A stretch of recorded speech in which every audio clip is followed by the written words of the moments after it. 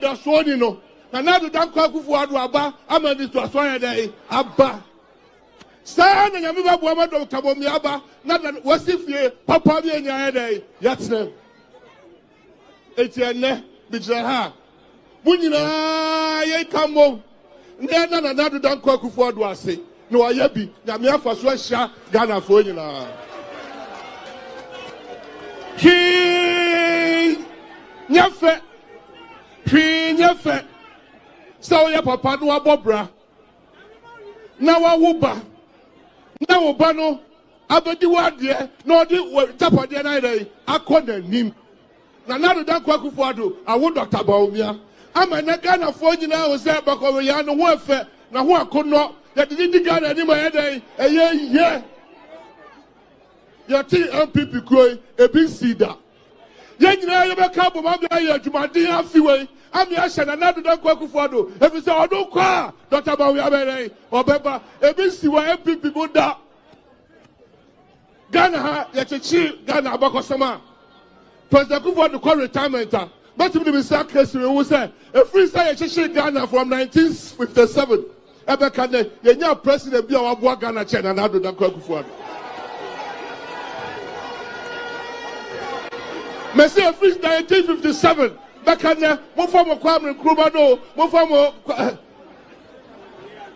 Obia di wa abedi mampanya wa boga na ho ban e de Ghana kola nim China na do dankwa Akufuado. Fellow countrymen, my heart is heavy as I witness the damage which this clique of neo-colonialist conspirators are doing to our country. At the bidding of their overseas neo-colonialist masters, they are dismantling the work of 50 years. They are telling you that Ghana is bankrupt. They are telling you that our country is in debt to the extent of some 240 million pounds. What fools they are. How ignorant for them to think that you believe these stupid lies. Open your eyes and look around you. See for yourself. See the splendid new Tema Harbour. See the mighty water dam. See the fine roads which we have built under the leadership of the Convention People's Party and its government. See the schools, the colleges and the universities. See the clinics, hospitals, health centers and the facilities which we have created. See the factories which are already springing up. These are no debts. These are not debts. They are investments in our future as an independent nation. These are the physical guarantees of the bright new future which I have promised you and I have been working for. Together, we can put our Ghana firmly and squarely on its own feet.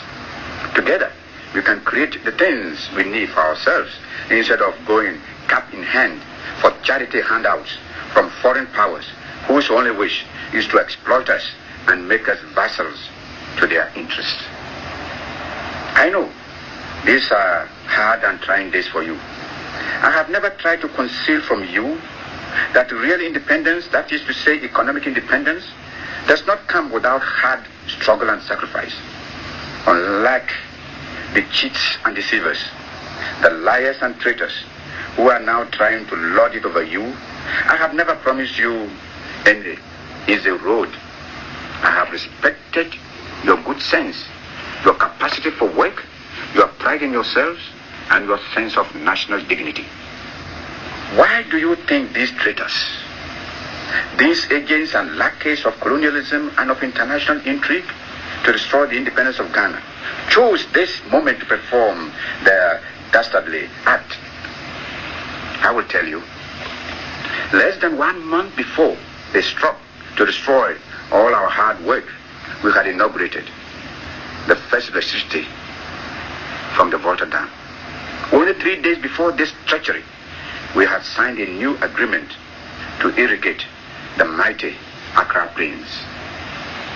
At last, we were on the threshold of a great new victory. We had in 1957 won our political independence after years of struggle. Now in 1966, we were at the threshold of winning our economic independence. The same people who tried to sabotage our winning of political independence 9 years ago have now struck to sabotage our economic independence and are systematically dismantling our socialist gains and achievements. Before the traitors and the rebellious National Liberation Council tried to usurp power during my absence from Ghana, Ghana was a haven to which the oppressed from all parts of Africa could come to carry on their struggle. It was a haven for freedom fighters, for independence and against colonialism. The name of Ghana was revered all over the African continent as a staunch friend of the oppressed. African brothers from South Africa, from Rhodesia, from Mozambique and Angola, from the so-called Portuguese Guinea and the Cape Verde Islands and other oppressed colonial areas were given hospitality amongst us. Do you think that this is something of which we needed to be ashamed? Not at all. On the contrary, it was something of which we should be justly proud. Haven't we proclaimed that the independence of Ghana is meaningless until it is linked up with the total liberation of Africa? Now, hundreds of these brave freedom fighters who came to our country trusting us to look after them and help them in their struggle against colonial oppression, and believing as we do that Africa and the struggle for freedom is indivisible. These brave men and women have been sent back, bag and baggage, by this traitorous clique to the countries from which they had fled to seek refuge, inspiration and protection in Ghana. Countrymen, a new phase of the African Revolution has been reached. This revolution must overcome and triumph over imperialism, racialism, and neocolonialism. It must finally usher in the total emancipation and the political unification of our continent. Africa must be free. Africa must be united.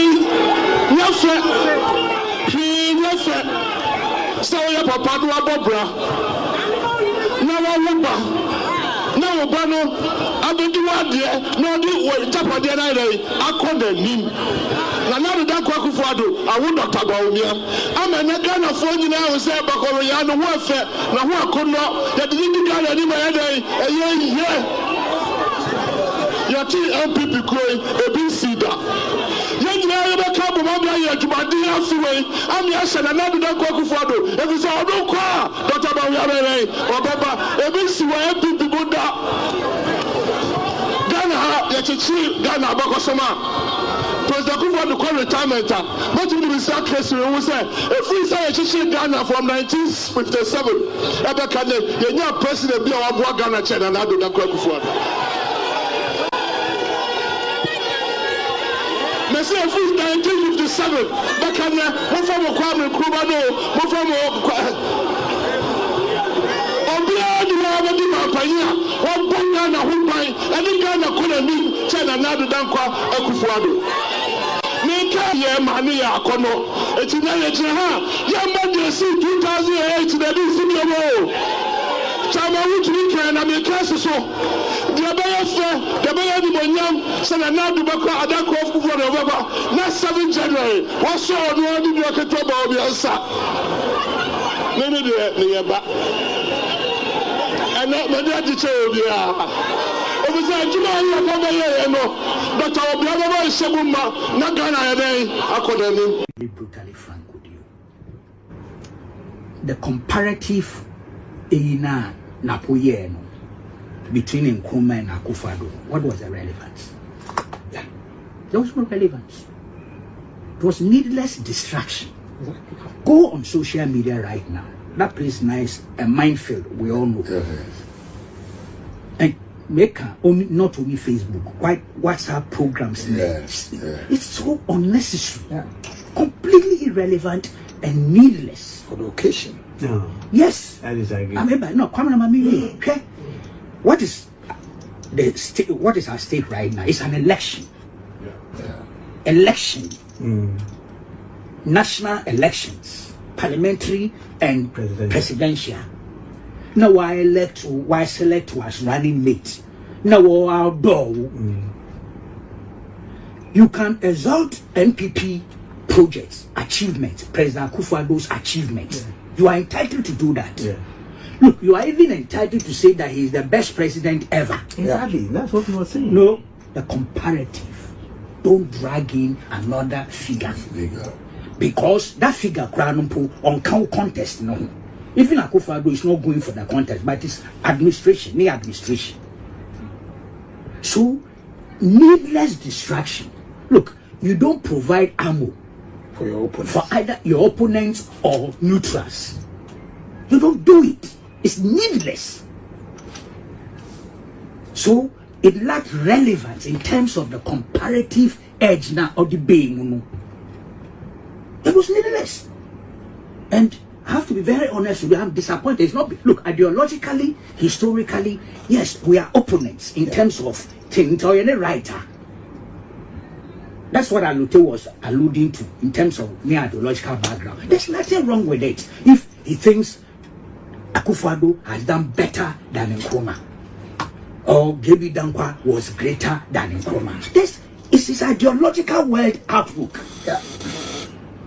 And me have sleepless nights over that because I have a different perspective in terms of our history. That's right. And it's normal. That we can't all think the same. The same way, you to judge Ghana's history the same way. In fact, it will be odd for me. From the ideological, political point of view, if that's his view, fine. But the occasion, Kwame, it will focus on the election that is coming. And paint a picture that is positive for your ticket. The greatest opportunities in the history of mankind. Now, would you agree with that?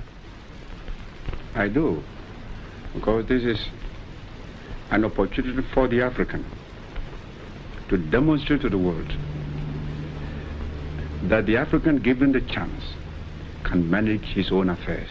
And can you live up to this chance, do you think? I think we are prepared to live up to this opportunity.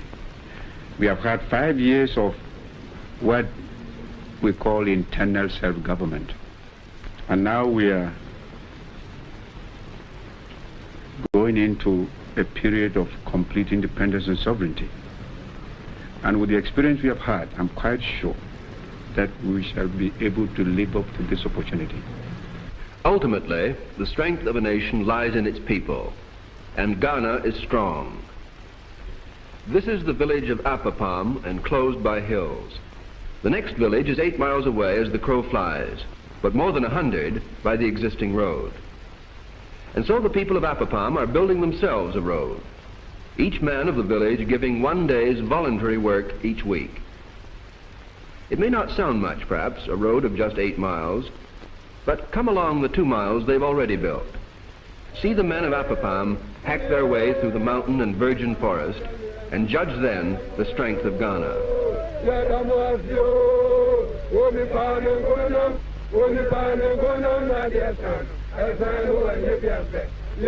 Since we had our independence, the country is moving on with big improvement.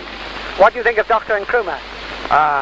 He's doing well to our country, and I like him very much. What do you think of Dr. Oh, I like him the same. Dr. Kwame Nkrumah, I like him. What do you think? Oh, I don't like him. Why not? Because he's about to be a dictator. He wants to be a dictator? Yes. What do you say to that? I like him. You think he wants to be a dictator? Yes, sir. You do? No, sir. What do you think? Let's know that. I don't like to be a dictator. But what do you think about Dr. Nkrumah? Do you think he wants to be a dictator? Let's know that. What do the rest of you think? You like Dr. Nkrumah or not? Yes, we all like him. You seem to be a bit of a minority. What do you do for a living? I am a photographer. What, with still cameras? Yes. Have you ever seen television? This film is for television. Actually, I have not seen it personally, but it's just in cinema. You don't do any work, do you? In Sunday school. Do you work hard at school? He's studying. Do you work hard at school? Yes, sir. What do you work hardest at? English. English? Yes. Well, you speak it very well. Yes, sir. Have you heard about this Russian thing which is going around the world? Yes. Have you heard about that? Yes, sir. The sort of thing going right round the world. What do you think about that? It's man-made moon.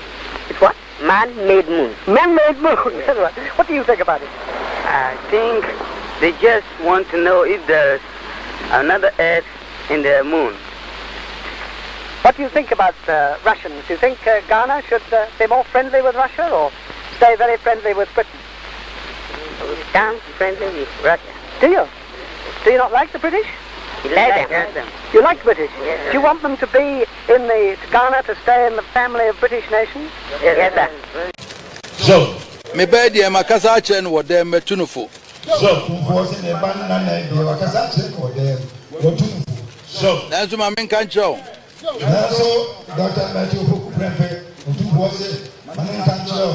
so ma Dr. Bawumia nnu no ho so wo yi wo so, e ma nnu no ho so wo yi wo o koya no koya sumpa na di na chi na de obekere wo na wo so ye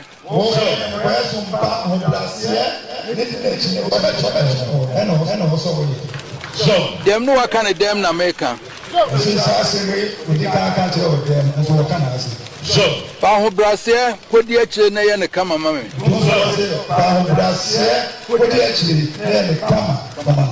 ya sitie na de ono obekere wo na ye President is arriving, and there you have it, the man of the moment, Dr. Matthew Opoku Prempeh, in his kente, making his way. I am President is arriving, and there you have it, the man of the moment, Dr. Matthew Opoku Prempeh, in his kente, making his way. I am telling us, as I remember the Osagie for Dr. Kwame Nkrumah, that now, as you turn in your grave, if you had been alive, you'd possibly be 107 years today. But your people, some of them, in their lack of wisdom, chose to remove you from power. I apologize on their behalf.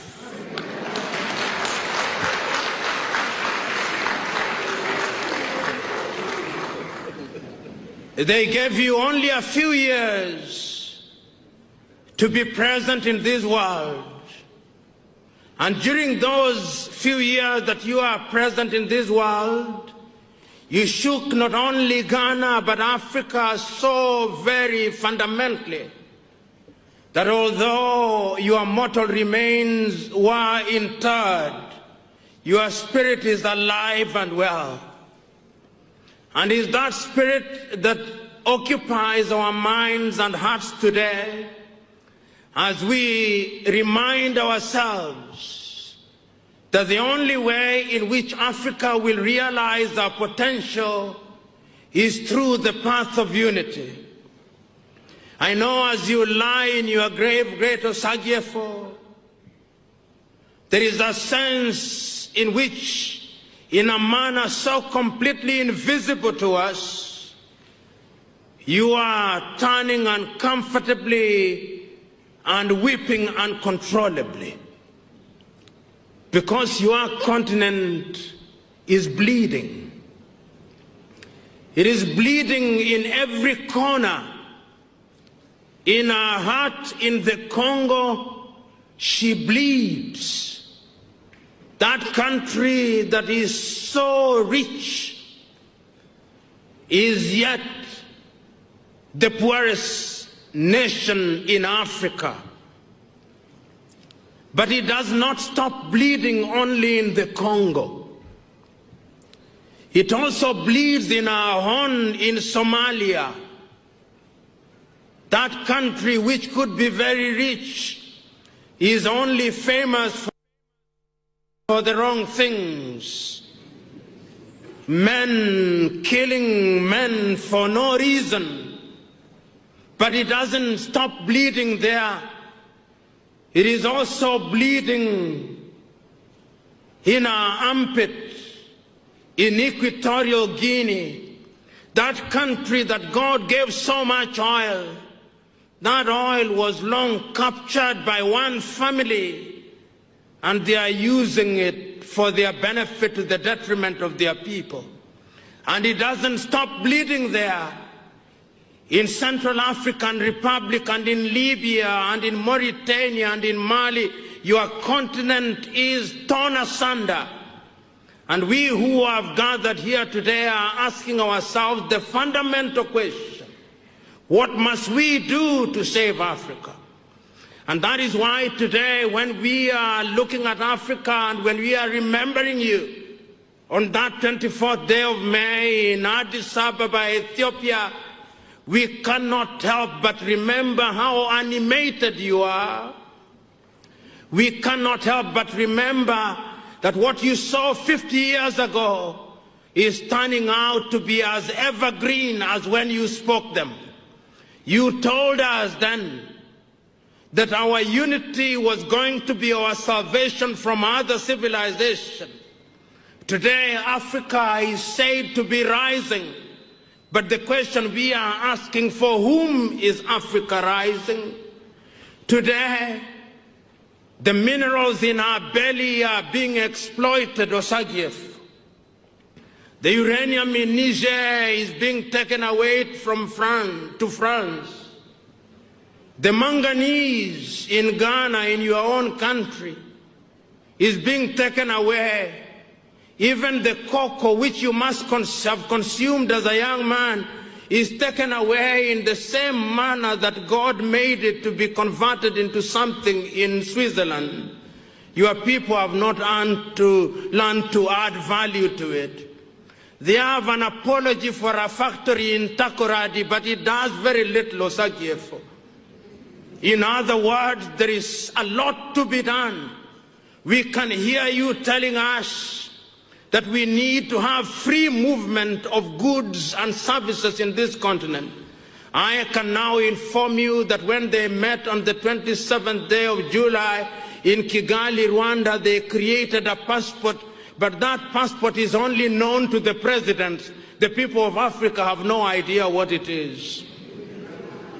But they have started, so we must believe that going forward, every African will carry what is an African passport, which will allow them to move, as you contemplated, from Dakar in Senegal to Addis Ababa in Ethiopia, from Cape Town in South Africa to Cairo in Egypt, and that they'll be able to move without free let and hindrance.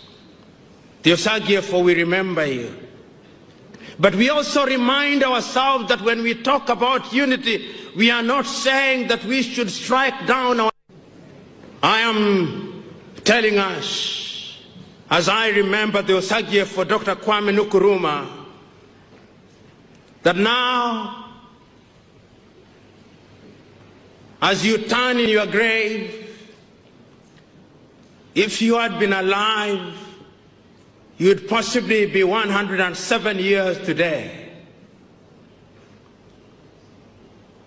But your people, some of them, in their lack of wisdom, chose to remove you from power. I apologize on their behalf.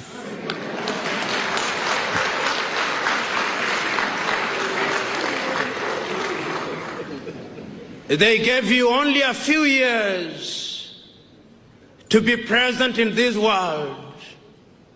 And during those few years that you are present in this world, you shook not only Ghana but Africa so very fundamentally that although your mortal remains were interred, your spirit is alive and well.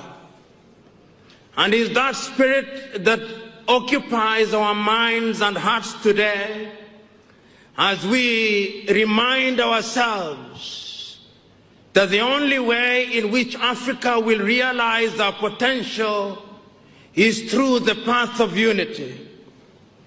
I know as you lie in your grave, great Osagiefo, there is a sense in which in a manner so completely invisible to us, you are turning uncomfortably and weeping uncontrollably because your continent is bleeding.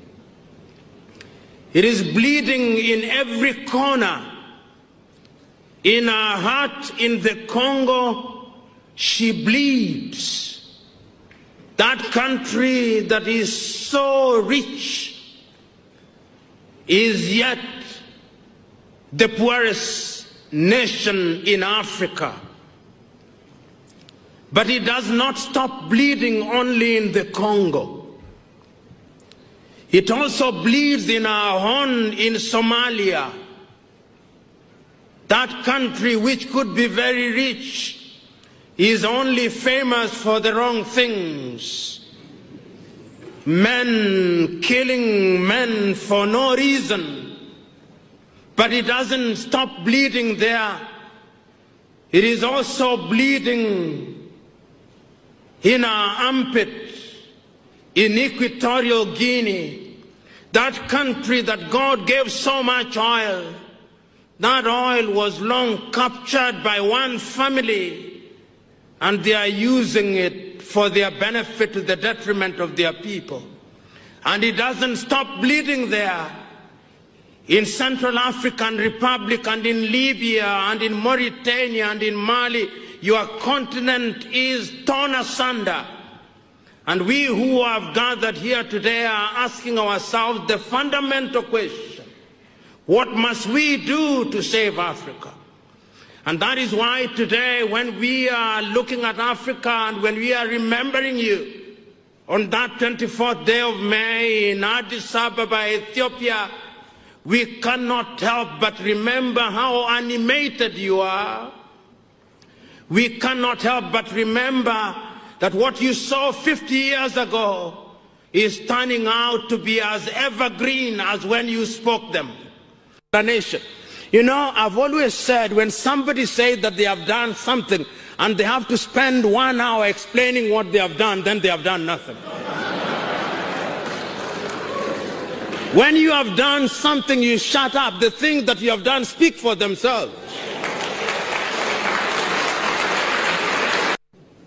I am telling us, as I remember the Osagie for Dr. Kwame Nkrumah, the nation. You know, I've always said when somebody says that they have done something and they have to spend 1 hour explaining what they have done, then they have done nothing. When you have done something, you shut up. The things that you have done speak for themselves.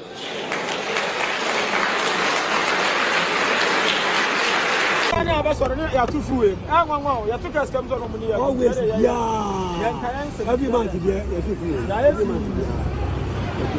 Maybe said that I can answer.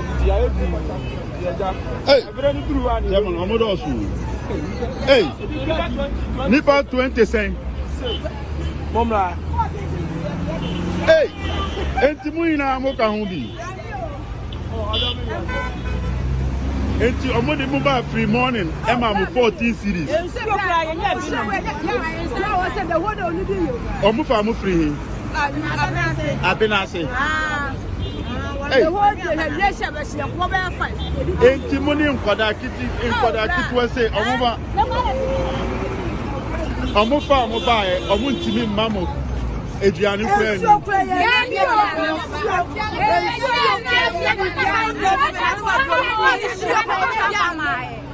I'm trying to Omusu a show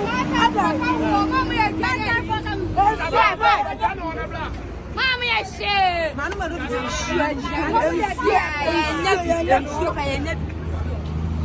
I don't do bad between them. Mr. I did not have like to play only me end this in it. Baby, I do know. Campaign of boy. Moamo party. Adadam. Adameboa. Odo, mo party say enkoyi.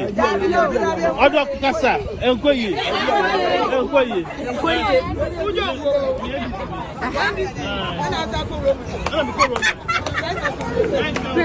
Munsi Samusa.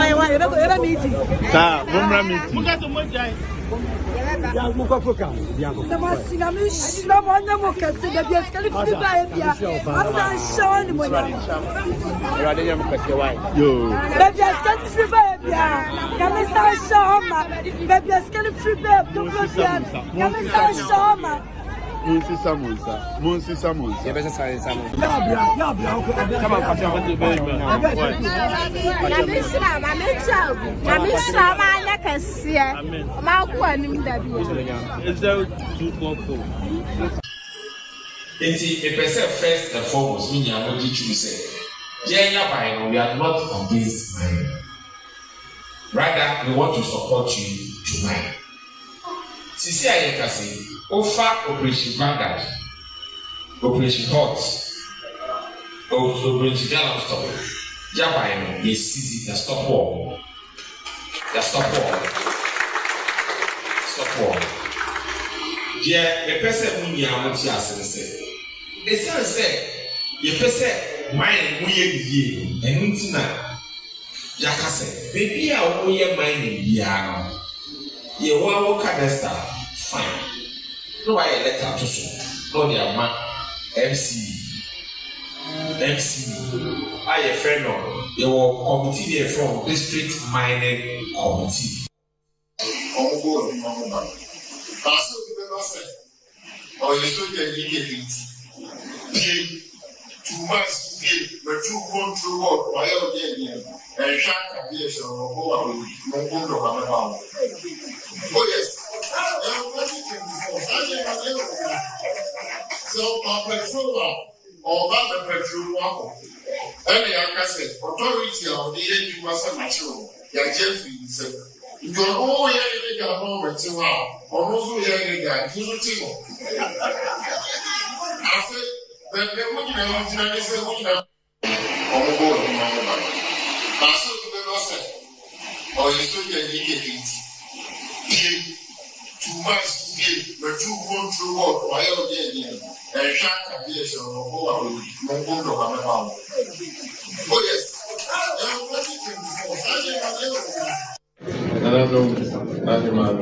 I tell me,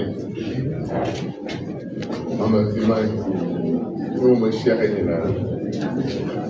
pretty all kind was a transition. Me Kasapi. And so, you are doors and the force. The was it will share there.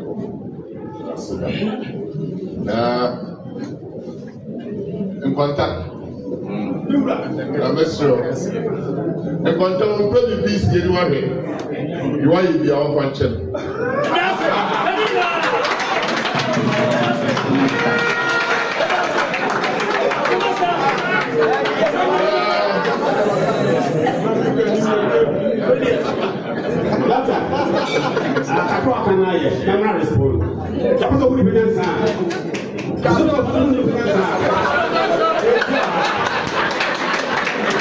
The Vice President Bawunya. Nyabre Suda say on the me for Wasgani. Na omoni ama. Gana the Grandpa Kufado. No, I live with us.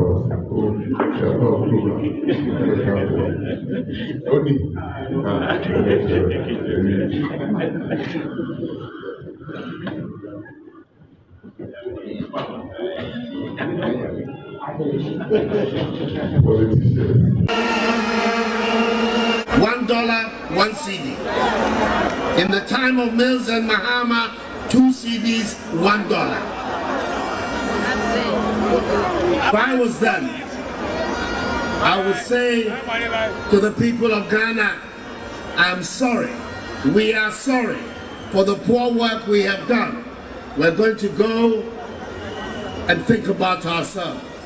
But that is not the people we're dealing with. The fruits of office, the money under the table has become sweet for them, so they're determined to stay.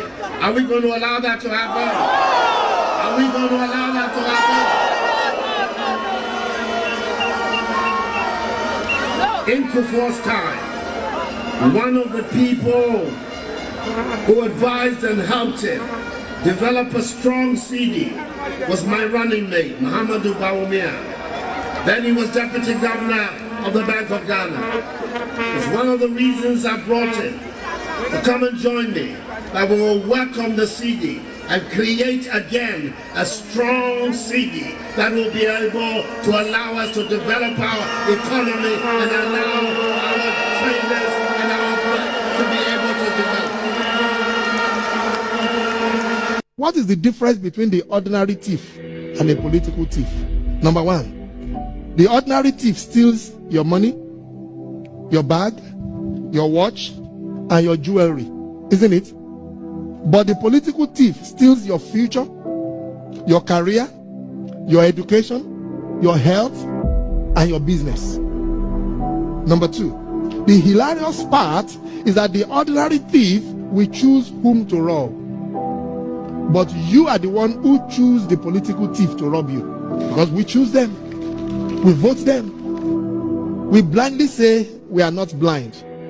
Who is deceiving who? The ridiculous part of the whole issue is that we will fight to defend and protect our belongings from the ordinary thief. Is it not? But we fight each other to defend and protect the political thief. Is that not what we do? Thugs will be fighting themselves to protect those that are stealing our career, stealing our job, stealing our health, stealing our success. What a shame. If you reach a certain stage in life and there is nobody who can look you in the eye and tell you the truth, you are doomed. And that is where our country has gotten to. We need to rescue this country. Wallahi. And I feel very terrible as a Ghanaian at this time. This country is in serious trouble, ladies and gentlemen. We are in serious trouble. We need to rescue this country, ladies and gentlemen. The presidency has been so depraved, so muddied, so dirtied, that I tell you in all sincerity as a Ghanaian, that I feel terribly sad today as a Ghanaian. We need to rescue this country. Wallahi. Inshallah. Please don't cry. We shall rescue our country.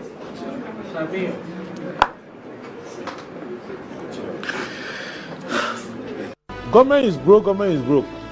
But people are spending billions to go inside the government that is broke. Have you ever seen a minister who resigned because government is broke before? Government has no money. Have you ever seen a governor who said, ladies and gentlemen, when I was elected, I thought the government had money. Now I discover government has no money, I resign. Have you ever seen it? Government has no money, but they are bringing money out at election time. Where is that money coming from? So they are lying. What is happening is that there are two types of wicked people in government. Type 1, they eat current money.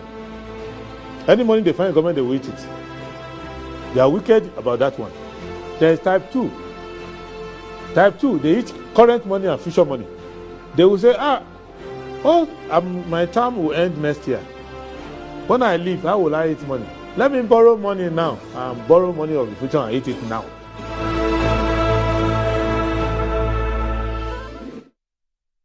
Right, hello, good morning and welcome to the show. This is Good Morning Ghana live on Metro TV. It's a Thursday, the 11th day of July, 2024. By His grace, we're alive and we're here. We're here to another edition of the show. Our gratitude to go to the Most High God for the rare privilege of being alive and, of course, the opportunity of having another conversation around the top stories making rounds here in our dear Republic. I'll let you into our panel for the morning's conversation shortly, but let's take a look at the front pages of our newspapers. Daily Graphic, Armed forces record 1,300 mental disorders yearly. Wow. And this is post-COVID-19. And they say that 70% of the, alcohol use is the highest among the disorders. And 70% male, 30% female. Parliament passes National Service Authority Bill. Illegal SIM card business booms. Vendors, fraudsters, main culprits. Wisconsin University College unveils cybersecurity AI lab. The Ghanaian Times. Nationwide strike action. Clock sack defies NLC as dispute paralyzes public offices across the country. GBC not only committed to government. Professor Al-Hassan. Agric sector leading efforts to feed growing population. Agric Minister. Ghana lithium discovery boost for electric vehicle market. UN resident coordinator. Daily Guide. Bawumia Napo hit road running. Free SHS, give me my stone. Nana. You've made Tema safe. Mankralo to IGP. Tetracore Energy to launch Ghana's first CNG mother station. Minority security recruitment claims false. Majority. The New Crusading Guide. Supreme Court dismisses Bakavoma's application against Kandapa. Paramount Chief of Upper Diskov praises Napo, says successful implementation of free SHS qualifies him to be Bawumia's running mate. Inflation drops to 22.8% in June.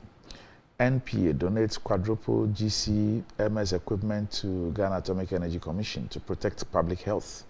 Former NDC Amazaman MP dragged to court for allegedly defrauding Fitiwe. Telcel launches more money promo with 1 million Ghana cedis. The Insight. For vandalizing the memory of Osajifo Dr. Kwame Nkrumah, Napo is unfit for presidency or any into charges as he insists arrogance is his true nature. Comparing Akufo-Addo to Nkrumah, insulting and misguided, Amakofi Boa.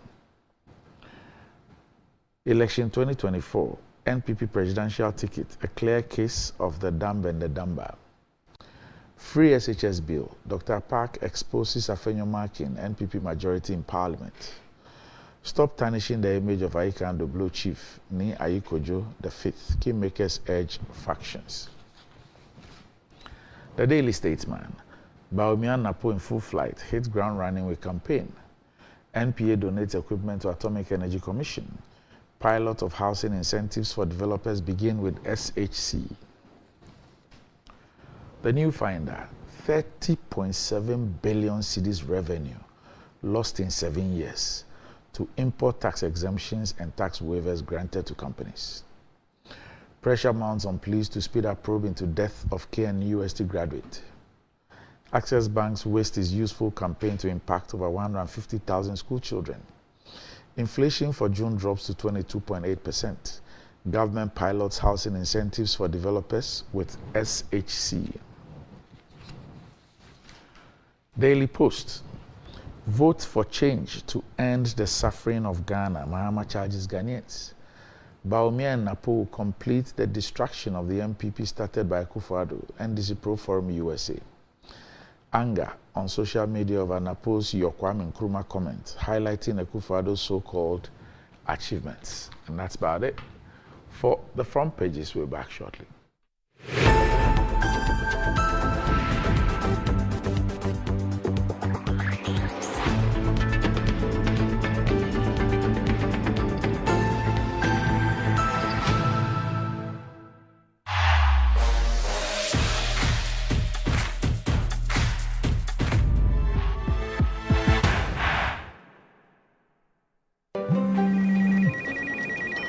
She's coming.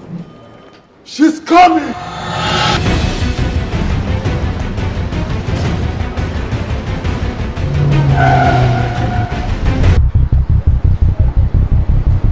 Oh, it's in. Red out receipt now.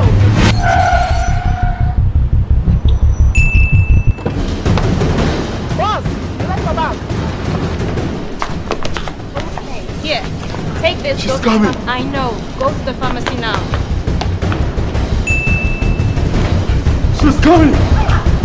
Oh.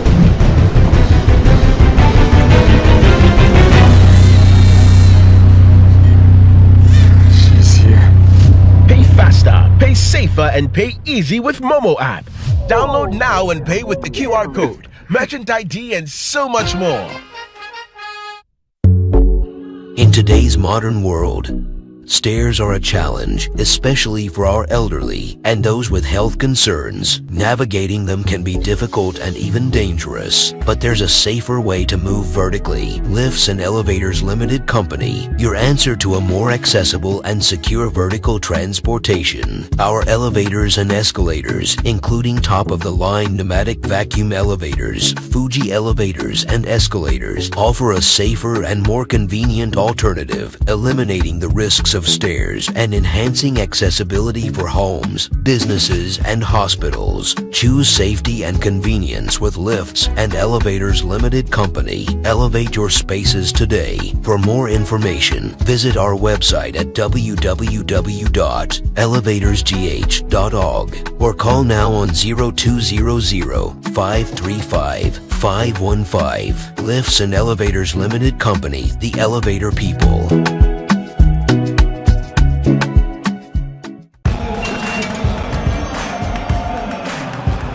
We are back, bringing you the latest lineup from Betway. Betway starts strong with their front two, with Free Play Friday and Swipe Bet. In the middle, you've got all the control with Cash Out and Build a Bet. Plus, with Win Boost, you can boost your sports bet. At the back, they have Smart Picks and the partial daily jackpot. You always get way more with Betway. This advert has been vetted and approved by the Gaming Commission of Ghana. Bet responsibly. No under 18. Terms and conditions apply. Betway. Get way more. Anti-cavity, gum protection, brighter teeth, and fresh breath. I'm a fat missy way. The Pacho Bantama. Matias.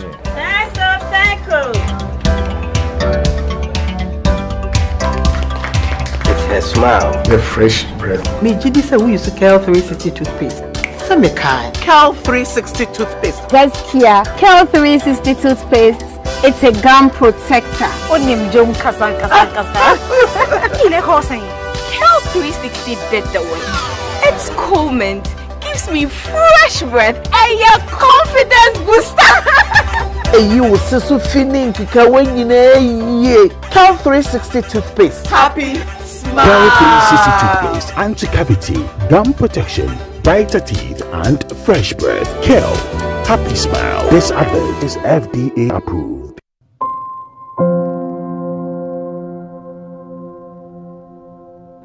Ama, nansi mi jeno wo bin enko ye kwao. Ama ma ye bohu se kontomra akija. Nansi me hu se mi nyo basima kura. Ama me kunu me into kwankwa. Oh, you right. And you will give us JC lecture and in the capsules. Ah, you num boom. And what some na mo kana. E bua e ma ene meme nyina. Ne ma wo ba ye obesima. Na be ma so aye be mesima. Ya, we be bua wo kunu. Ama ne giant sa wo de hye ne botum. Na wanyinya na nim ti sese ne oyi chokmo.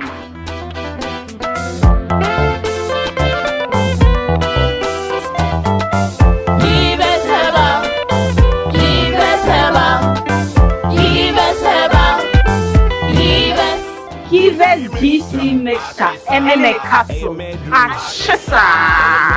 A pin for a batter, one more menu for one and Kwada when you feel to me. Are you looking to own a prime piece of litigation-free land where you can put up your dream family home or your ideal getaway retreat within a luxurious estate? Then look no further. Welcome to Rehoboth Hills, where your dream of hassle-free land ownership comes to life. Acquire land devoid of multiple purchases, litigation, and land guard issues in a safe and secure gated community while enjoying the fabulous night view of Accra from the serene Ebri Mountains. Rehoboth Hills offers spacious plots that provide you with the ideal setting for your dream home and a valuable, safe investment for your future. The lands are located in the prime area of Ayarifa within our residential development Rehoboth Hills, overlooking the city of Accra and the Ebri Mountains. Our prices are very affordable and designed to fit your budget. We offer flexible payment terms, ensuring that you can invest in a valuable asset for the future. Contact us on 0244 764 499 or 0204 950 0810 or visit our website at www.rehobothpropertiesgh.com. Rehoboth Properties, quality housing for all. Yes. Star 712. Which are these? Women in Greece. Yeah, and you were back in Greece. She say, why you fit up millionaire? Yes, the luckiest at Aroma. She say, I'm from Massa Echeman. Yeah. Now check this. Sister Abna, aka Kodihima. The luckiest at Aroma. Queen B. Yeah. Boss Lady Baku Pet. Hold on to your seats, folks. Such anyway, be you smooth.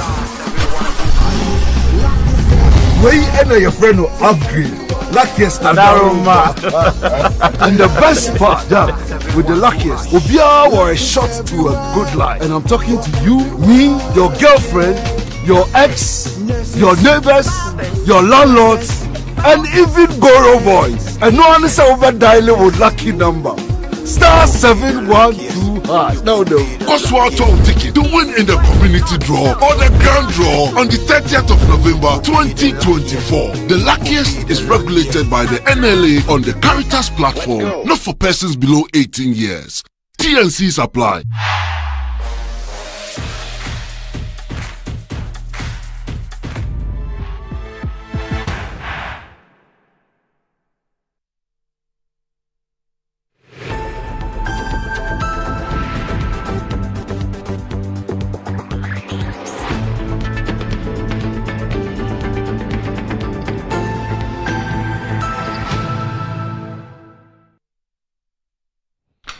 Right, welcome back to the show. If you just joined us, this is Good Morning Ghana live on Metro TV.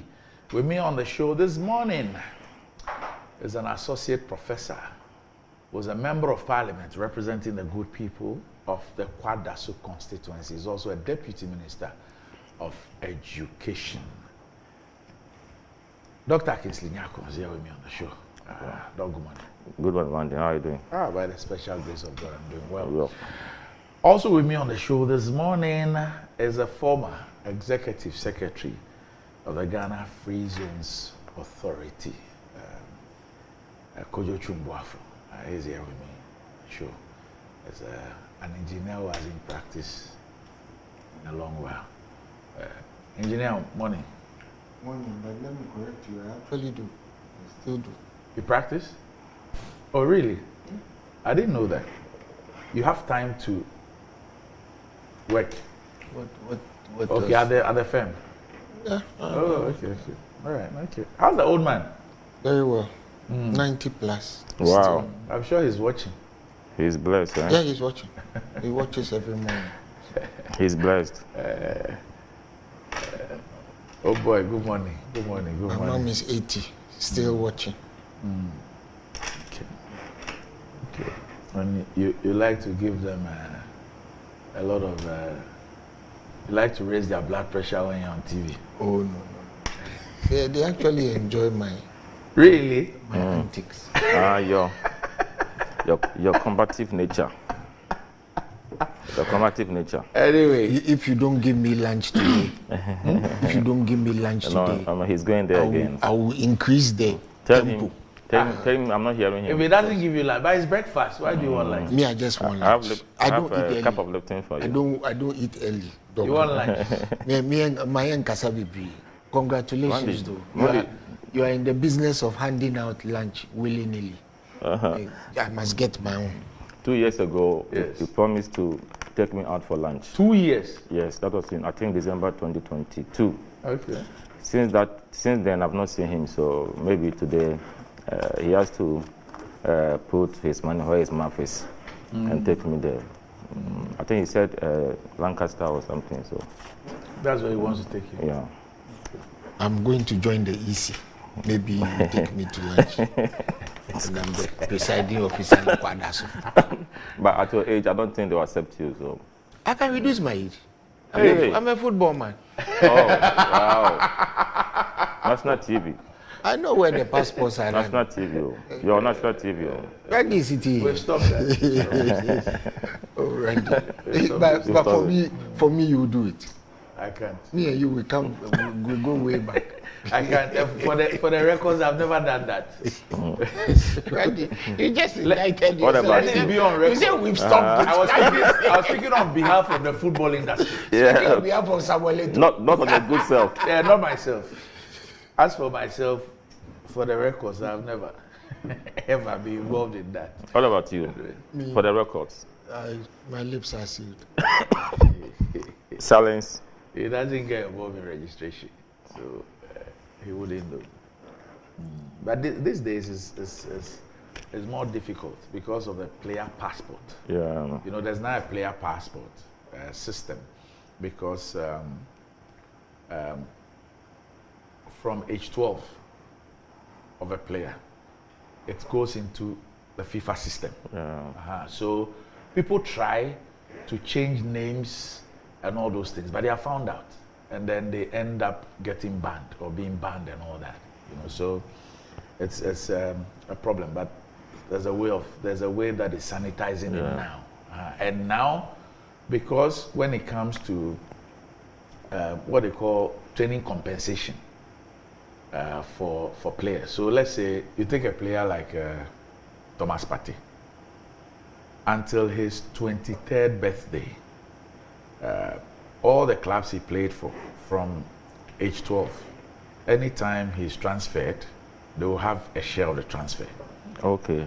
So now, so that's how come Coast teams and others that he played for, when he moved to Atletico, from Atletico to Arsenal, they all made some money. Yeah. So now, even those clubs down there are very reluctant. Yes, they are very, because when you go and alter, it affects their revenues. Yes, what they will be entitled to in the future.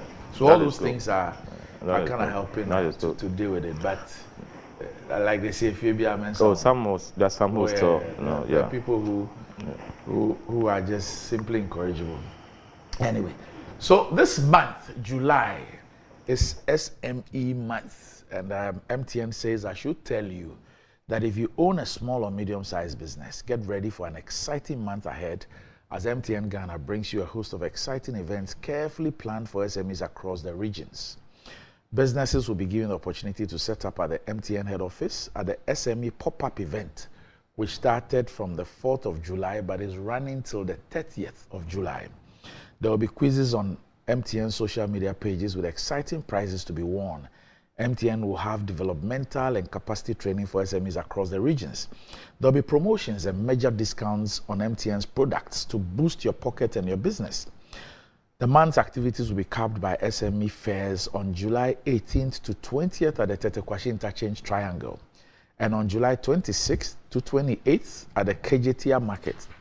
Don't miss out on an open invitation to gain access to top-notch solutions, exposure to partners, and an opportunity to put your business on the map. Be a part of MTN SME Month 2024, and you can contact MTN or call or WhatsApp 0244308111. So the number that you can call or WhatsApp to be part of the MTN SME Month is 0244308111.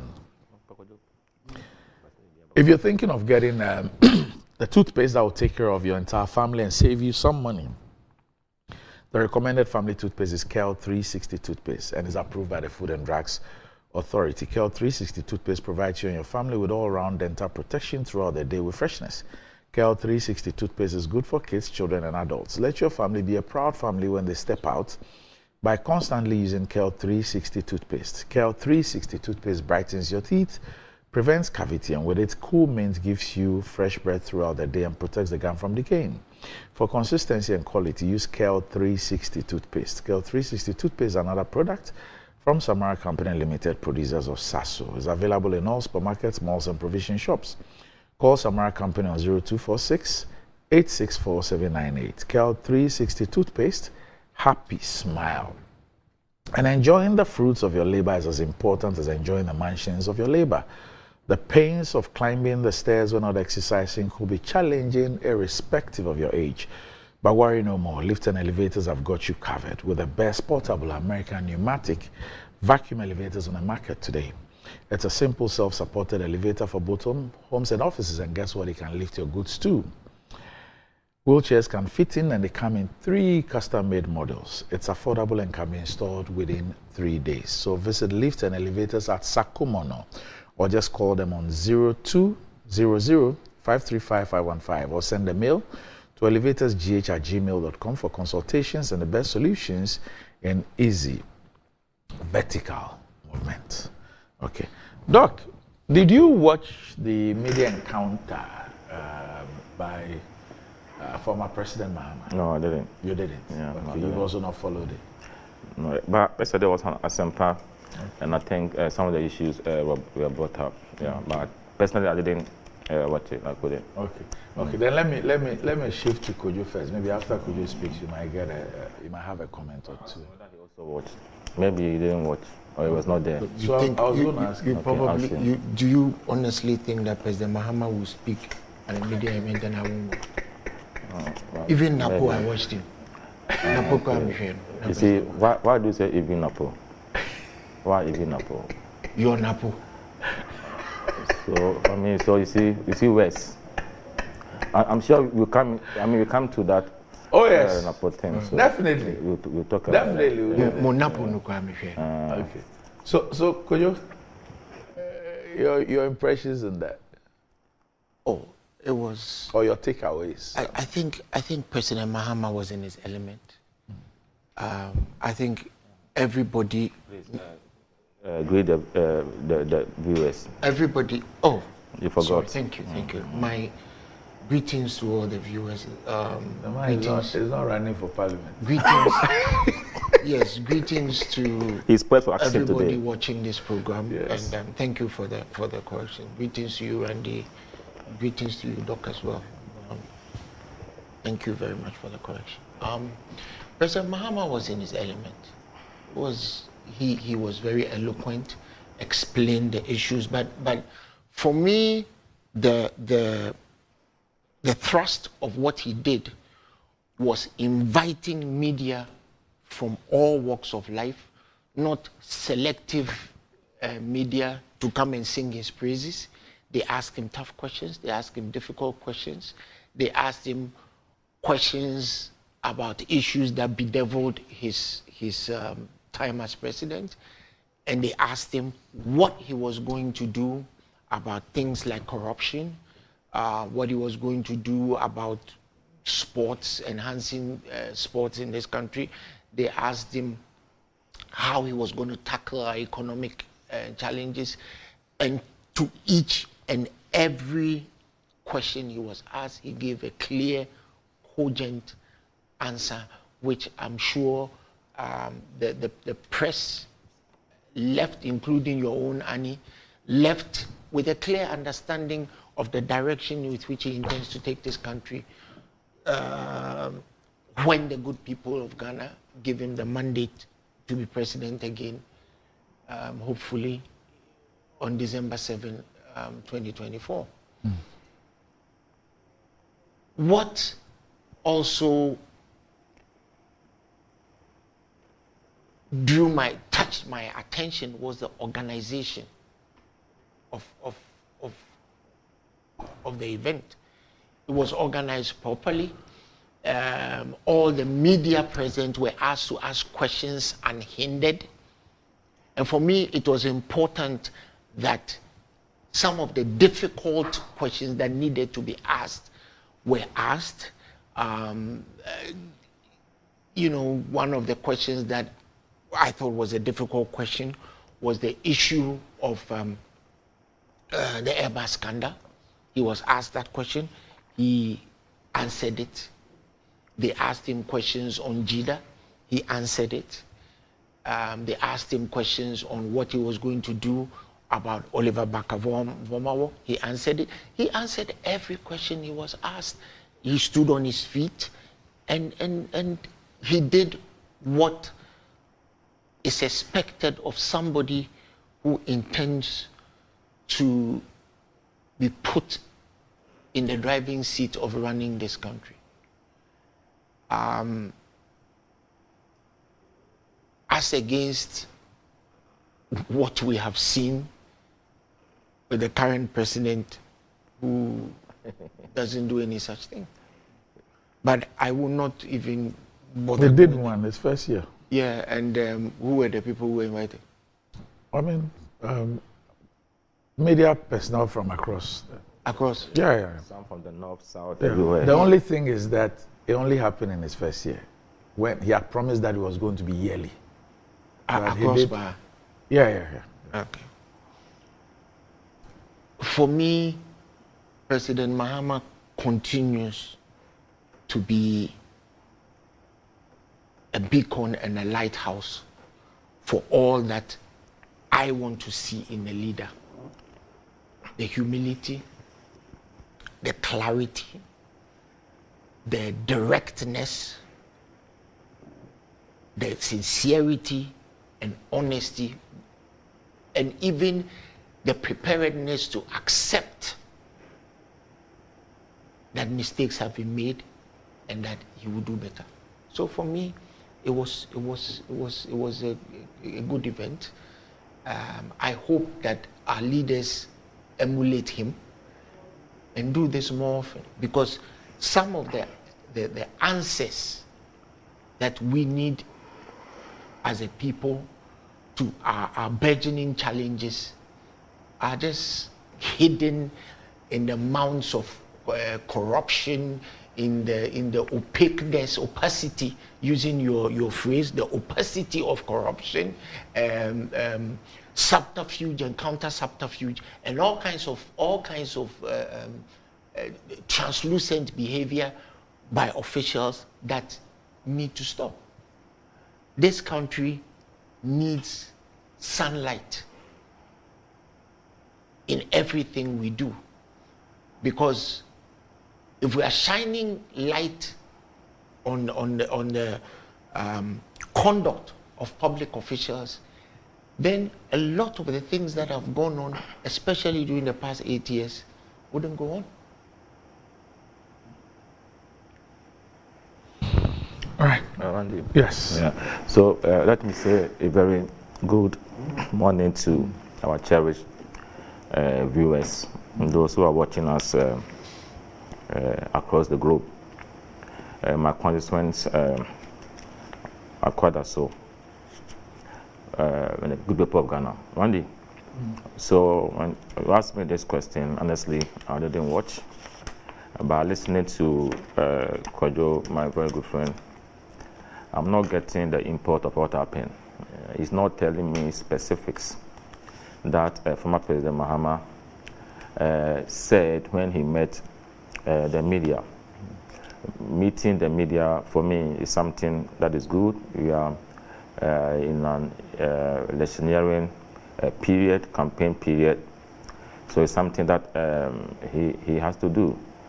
I don't know when he was the president, whether he did one, I don't know, unless you correct me. He did regularly. Okay, so, but I wanted to hear specifics. So what did he say? Was there a question on the 24-hour economy? How did he answer?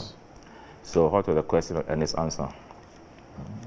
As for that, I'm not sure, unless you want us to play back the whole... So what I'm saying, I wanted to know the specifics, for example, how the 24-hour economy, the policy or program has been conceived, conceptualized, what is in it, how it's going to be done.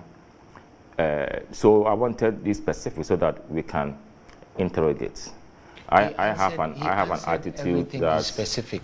Look, the 24-hour economy,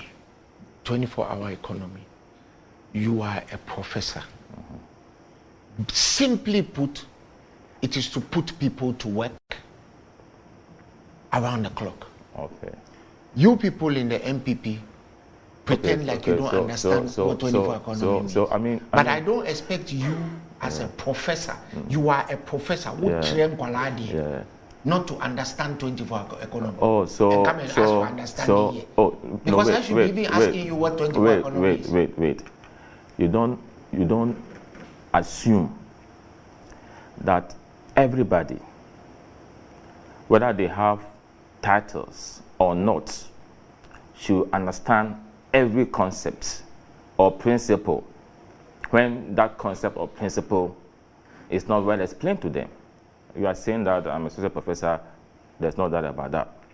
But you don't push me to accept the understanding of a concept when I don't. So I have to ask questions. As a teacher, I need to ask questions. So give me that space, that respect, so that I can ask questions that are cluttering my mind for enhanced understanding. Okay, so you don't assume that everybody should understand. You have to come clear. So for example, I'm asking, how is it structured? How is it going to be operationalized? I've heard that you are saying that it's going to create employment and jobs. What are the projections you are talking about? What are the numbers? You don't simply say that it is going to lead to job enhancement or job creation when you're not giving me the numbers. So these are legitimate questions that have to be asked. Yesterday, somebody said that it's going to operate on a shift system or 3-shift system. And I'm asking myself, how is it going to be done? Is it going to be done also within the public sector? I mean, the public service, the civil servants, is it going to be done there? Is it within the private sector? How is it going to be operationalized? The shift system based on what? Is it on the risk status of the economy? Is it at the industry level, service level, or agricultural level?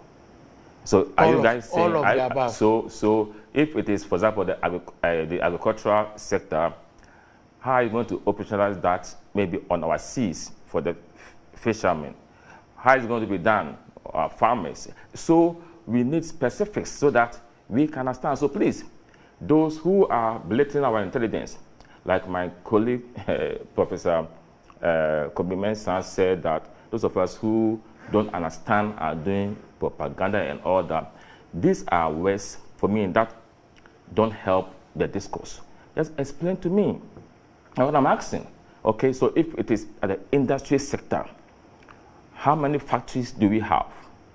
How are you going to do it in our factories? So is it going to be based on the factories that have been established by Nana Akufo-Addo and Dr. Bawumia and the MIP administration? Are you going to enhance them? So come clear on this, please. You know, last time I was here with Adongo. Before Akufo-Addo and Bawumia came, there were factories in this country. So I'm just But let me explain it to you in this way, because I was the head of the Ghana Free Zones. I can explain it to you. No, because Randy wanted me to give an overview, omnibus view. So if I'm done with my question, then you can. I was even going to tell Doc that, was it a week ago or 2 weeks ago, this issue came up. Yeah, about 3 weeks ago, I don't go.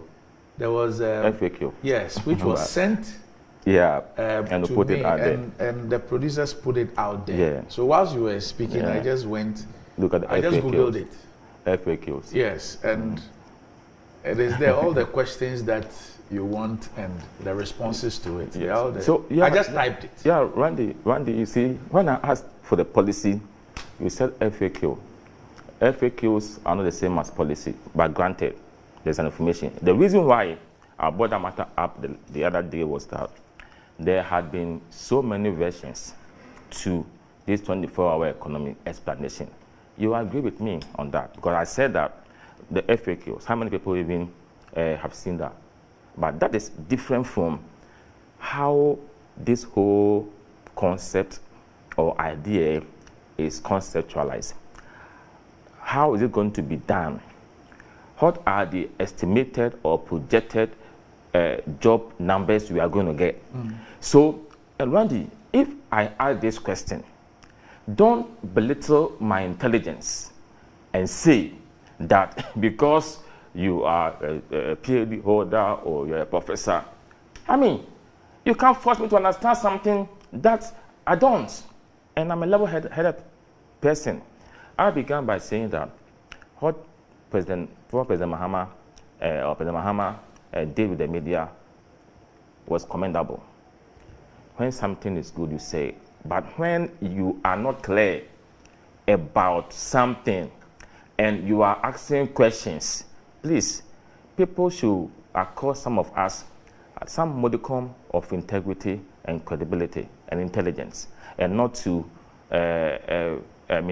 wish away our concerns. I don't think, Randy, that is fair. Me sitting here, if the 24-hour economy can help this economy to grow, to progress, okay, to increase our economic fortunes, Randy, it's going to benefit Ghana. I won't fight against it. But you need to convince me. You need to convince Ghanaians that these are the intended. You cannot not just say that it will create jobs. Somebody said that it will increase productivity. And I'm asking myself, how can it increase or promote productivity? Productivity happens as a result of efficiency. Randy, you can have even 30 hours, 74 hours economy. If you are not efficient, if you don't do things right, it is not going to happen. Countries that have developed, go and ask them, was it about 24-hour economy? It was about systems that have been put in place, how things are done, how they began their industrialization drive by focusing on factories, by being efficient, changing attitudes. Around in this country, some people, going to work at 8 a.m., they go there at 10 and 11. If this attitude continues, we would go nowhere. I've been coming to your program several. Have you seen me come here late before? You come and meet me here. And I was sitting at the University of Ghana. Ask my students. Even when I was in distress, I missed lecture only once.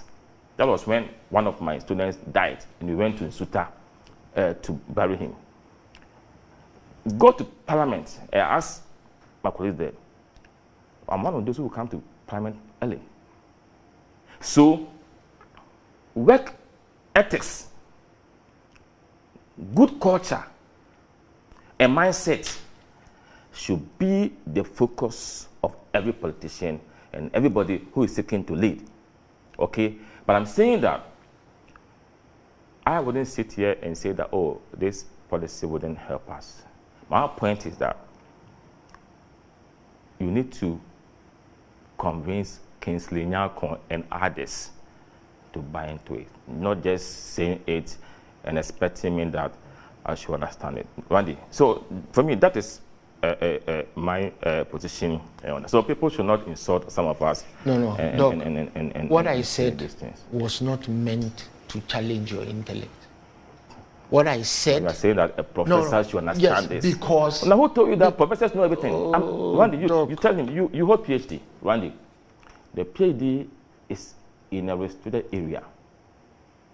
Mine is within a certain area.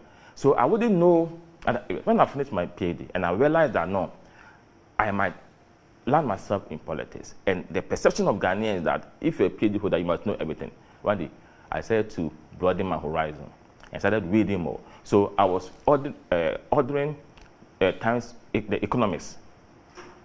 Every week, it was bi-weekly. So I will read everything. I did that so that I will get additional knowledge. I will read almost everything because of the perception that the PhD holder must know everything. But that is wrong. My PhD is within a certain area. And if in that area that my PhD is focused on, I wouldn't know everything there unless I consciously follow research in that area. Doc, now can I speak? Please, you can go ahead. Education, Randy.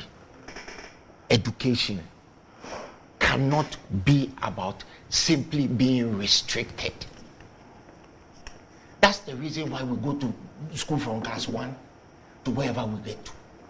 I'm sure he was referring to expertise, like an area. Yes. You research into an area, and when your I said thesis that is... he should understand the 24-hour economy, let me tell you why I said it. The same song from the MPP has been explain the 24-hour economy. When you explain it, they say explain it again. And we still don't understand. That is what your sing song has been. Look, The 24-hour economy is a scheme to put more people to work using a 3-shift system. 8 times 3 is 24. And what President Mahama is proposing is that the government provides an enabling environment so that people can go to work effectively. What are some of the enabling environment? Providing security, providing cheaper inputs like electricity and water, using by providing tax incentive. Like I said, I was the head of the free zones. The free zones is a very successful program because it provides tax incentives for people who intentionally want to export. So let's just say a company like Cargill,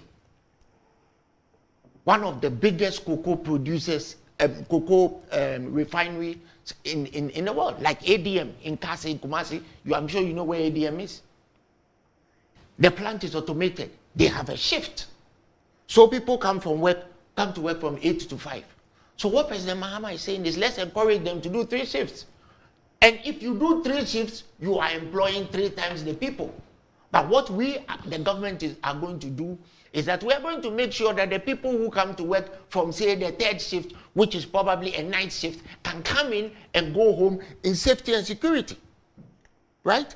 We, like the kids say today, we explain tire. Every time we explain, MPP tell you they don't understand it. And then they tell you it will not work.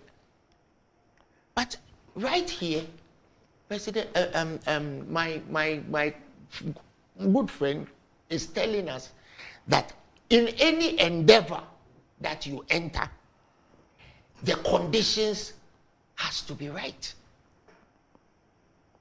Randy, if you bring up free SHS right now, Dr. Nyako will tell you that everybody simply has to go. And when they go, somehow or the other, it will be okay. When President Mahama explained and proposed that it should be done progressively when you have all your implements in place. So I am glad you are talking about a structured approach to policy interventions. I don't disagree with you. I don't disagree with you. But when you are selective in what the structured approach which will bring the success of that policy intervention, you are what do you call it? You are selective with it to for want of a better word, to shine your political disposition, then you are being disingenuous. But you see, because Doc, Dr. You see, Dr. Nyako, I know you. I also know you. You are a man of superior intellect. Where or are? You are.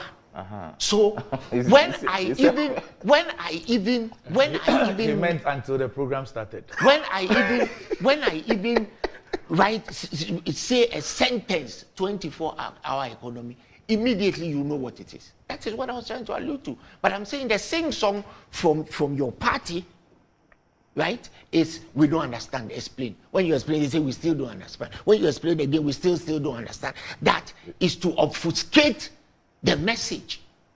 It's a tried and tested political gimmick. We get it. They are pretending to be sleepy and asking you to wake them up. Exactly. Okay. Is that what they're saying? Exactly. Is that the case? I'm asking if that's what he means. That's exactly what you people are doing. So what? Let me explain. I think one day he's just putting words in your mouth. Once again, he's just clapping you. Let me define 24 hours. But you did it. You've done it already. So let's not belabor the point. Intends to do 24 hours in the agro processing. Can I ask you this question? 24 hours in the pharmaceutical industry, 24 hours in manufacturing industry, construction, extractive industry, sanitation and waste management, leisure and hospitality, digital startups, financial services, retail centers, and even institutions like the ports and harbors, customs, passport office, so that when you decide in the electoral commission, so that, for example, when you decide to take lunch to the electoral commission, you have midnight.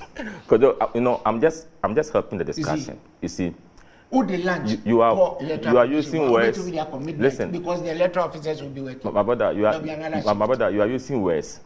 These words mean nothing, unless. There we have it. No, I'm saying that these words mean nothing unless we are able to put them within a certain perspective and operationalize them well, Randy.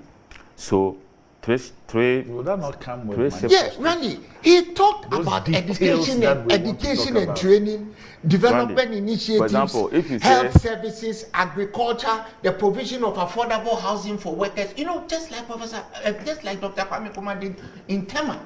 That is what President Mahama is talking about. Randy. So don't pretend like you don't understand. If you don't understand, I'll get the manual of the frequently asked questions. I'll get it. I'll give it to you. Please read it like homework. Randy has he has 2 phones. He just has to Google. Yeah, but you won't Google it. He will tell you he can't Google. Randy. So we have to. You're right, because 2 weeks ago, when I told him that he could Google it, from his submission today means that he didn't do it. Randy, you see, the point I'm making is that you need to come clear. So, if you say trade shift system granted, my question, the fact that you have a trade shift system in an organization doesn't necessarily mean that it's going to yield a certain desired outcome. That is very important. Remember when we began Free Senior High School, the numbers were overwhelming because we have limited infrastructure in our schools. However, we also knew that the bedrock of our education is to ensure that quality education is provided and majority of Ghanaians receive, secondary education. So we had to be innovative. Let's bring in double track. Double track operates on similar principle he is espousing. You mean multi-track? But Indigo our track, colleagues, blue track, our colleagues violet rubbish track, it every track, and said that double track was something so bad. However, this double track led to increased enrollment in almost all the schools in the country. Wesley Girls High School was admitting about 450 students every year, Randy. The number was doubled. So I am not happy when we are picky, we pick and choose. If you are telling me, for example, because the trade shift system he's talking about might be making use of idle facilities. That was the same thing that we did. So consistency. Me sitting here, I'm saying that don't just throw about words, because the explanations of this concept have been diverse and varied across, members within the NDC fraternity. How they explain it, how my good friend Ferris Kwate explained it, was different from what Asedun Ketia and others did. If you did that, then it tells everybody that you are not even sure of what you're about. That was why I asked that question, that did President Mahama explain it to the satisfaction of those of us who are struggling, not pretending to understand. And I think this is fair and legitimate. And I'm thinking that if our good friends would take some of these perspectives into their mental frames, I'm sure that they might come up with something more convincing than to suggest that because I'm NPP, I'm refusing to. But you see, in this country, Randy, we should come to the position that regardless of your political color, you can be exposed. But some people have some integrity, some credibility. So it's not about the vehicle, it's about the content of what that person is saying before we come to conclusion or determination. But if I say something, it's, because Kingsley is NPP, whatever he's saying doesn't make sense, then we are not helping matters, we are not helping ourselves. because now I'm a politician. Tomorrow I'll find myself somewhere. The same thing applies to you and my very good friend Kojo. We must understand that we are all, and I like this particular saying. According to Sami Jemfi, you were a neutral pundit in Kumasi before you became. Like Obimen and others, okay? Yeah. So you are they are emulating you. It says that if you all think alike, it means somebody is not thinking. And in this life, if you all have the same perspective, it means that there's something wrong. So there should be that diversity in thoughts and opinions. That is how we shape, policies and programs and all that. So please, let us disagree to agree without being disagreeable. And I think that is the essence of the politics we are all doing. Just a little clarification on your comparison of double track with the 24-hour policy. Interestingly, the double track was not a part of the free SHS policy. Yeah. It was something that government had to devise. Yeah, innovative. In view of what it was confronted with. Yeah. However, the same government announced it as a temporal measure. Yeah. And I can pull out 3 different timelines that have been given for an end to double track. Although those timelines have not been met. Randy, no, because I asked him, so let him address. Randy, let us be honest and sincere to ourselves in this country. President Mahama built the community day schools.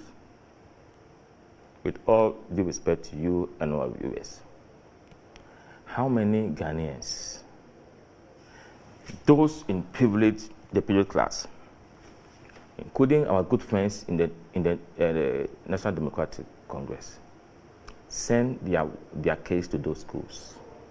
Let's be honest and realistic. That is the challenge. You see, because people like you, Kojo and others, there are some esteemed schools you want your case to go.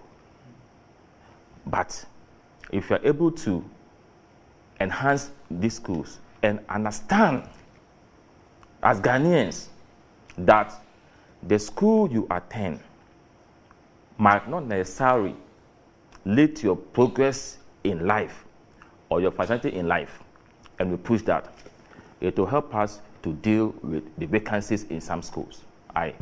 You went to Accra Academy. This is one of the secondary schools I attended, yes. Yeah, but that one I know. Let's go. Yeah. Kojo, I think, Achimota. I went to Chunba Kojo Secondary School. Right? In 1987, I wrote late entrance to Pokowari. I was admitted, but I didn't go because of family issues. Okay. But I'm saying that there are some who went to Pokowari, my contemporaries, went to Chunba Kojo, but probably I might be better than them. So your ability is also key. But in this country, everybody wants to go to Pempe College. They want to go to Wesley Girls. This is the challenge that I think that we need to solve. And if we're able to solve them, we'll be able to free space for some of our children to attend. If I ask you, Randy, to send your child to Kwabinya Community Day School, I'm not disrespecting those who go there or parents who send their kids there. Randy, from my heart, I don't think you'll be willing to do that. You want your child to go to Accra or any of the esteemed schools. This is a fact. This is a reality. And we must resolve. So the double track came because... Why do parents choose that? Is it not because of quality or perceived quality? But I'm saying that I went to Chunba Kodia. So improve the quality. I went to Chunba Kodia at that time. Those times, even to get water, we have serious water deficit. We have to go to the stream to fetch water. Those times, you go to fetch water, and cattle, drink the same water. No, Doc, that's not in doubt. You see, the point I'm making is that, the point that I'm making to you is that, as we speak today, when government or government officials or spokespersons are speaking about free SHS, they use the examples of people who would not have had the opportunity of attending Achimota school or whatever. And that the free SHS has given them the opportunity to also attend those schools. Nobody is telling us that as a result of free SHS, this school which hitherto was seen as grade B or grade C has scored 500 A's or 850 students with 8 A's or 7 B's and others in order to direct traffic or to show that, look, those schools are also capable. The examples are there. So no, you didn't listen to me. I'm saying that when people who speak on behalf of government or the policy are speaking, they want us to see or hear the examples of people who are from some remote part of the country having the opportunity to attend some of those A schools as if it's new. Yes. We all went to school with people who were from underprivileged places and privileged people. But I'm saying that those are the examples that they cite. And I'm saying this in reference to what you just said about mindset and everything. To tell you that even government itself, those who are pushing the policy themselves, are using the same kind of mindset. Because when they talk about the positives of free SHS, they are not telling us that Kwabenya, the school you mentioned, Kwabenya... community day school. Community day school. As a result of free SHS, this has been the improvement in the quality. This has been the improvement in the results from those schools. That is fair. That's fair. Doc, give me. No. Let me conclude. Let me conclude on. Doc, in a minute. I'm bringing this because of the angle you brought in about the double track. Yes. I'm saying that because of the pressure on those schools, that is why probably we are not able to successfully, deal with that. But now we have a transitional calendar to deal with that. But Randy, there are some of these new schools that are also producing free senior high school graduates who are excelling. Probably we should be able to give the numbers to that. And this gentleman from ADESO who recorded straight A's, who got scholarship to study in a school in the UK, examples are there. My point is that matter of principle and consistency. It's not that because you stand here, when something is done over there, you disagree. But you try to use that system in a different context. But my position is that, as I said earlier on, whatever any political party has, that is well explained, and that has the potential of changing the fortunes of this country and the economy. Randy, I mean, we should all be fair. Randy, you see, first of all, let me correct a malimpression that there was double track. It was not double. It is not double track. It's multi-track. Indeed, you people gave it the names of the colors of the rainbow. There are 7 colors in the rainbow. So it was multi-track. There was indigo track, there was mauve track, there was violet track, there was orange track, there's any track you can imagine.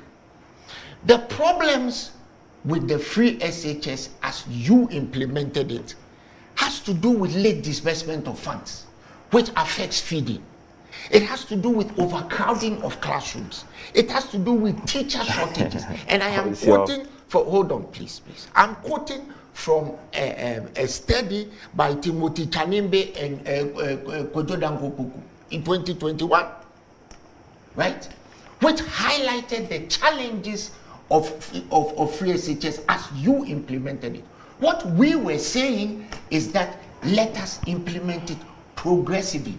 You see, in recognition of what you were talking about for making evening the playing field in terms of quality of infrastructure and education, Kwame Nkrumah established the Ghana Education Trust that produced schools like Vansiman, Ghana National College in Cape Coast, Techiman Secondary School, Winneba Secondary School, Swedro, Apam, Doma, Tema, Odan, Laboni Secondary School. Notice that I have mentioned towns that are spread across this country. Randy, you know the striking thing about those schools at Fijai, they had the same architecture. It is the same thing that President Mahama tried to do with the e-schools. When you came to power, 46 of the e-schools had been finished. That is not correct. You came out, please. You came out and said, oh, only 29 have been finished. You know why you did that? Because you go to a place and you see the place is overgrown, you say it hasn't been finished. You go to a place, you see there are no desks there, you see it hasn't been finished. You go to a place, you see a few interstitial problems, you see it hasn't been finished. And that was all political gimmicking. Now, our NAPO came and admitted that 46 had been finished. NAPO admitted it. So, Doc, you are now telling me that we should stop unnecessary politicking, especially when it involves policies that benefit all of us.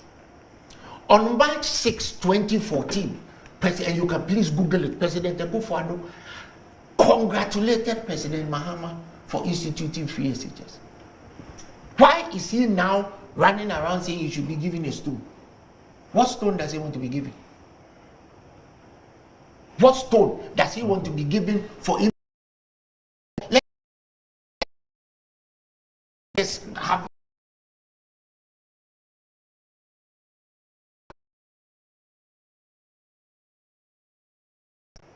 that free SHS was instituted by President Mahama, as he himself said, on March 6, 2014. It is on your computer. Google it. Okay, Randy.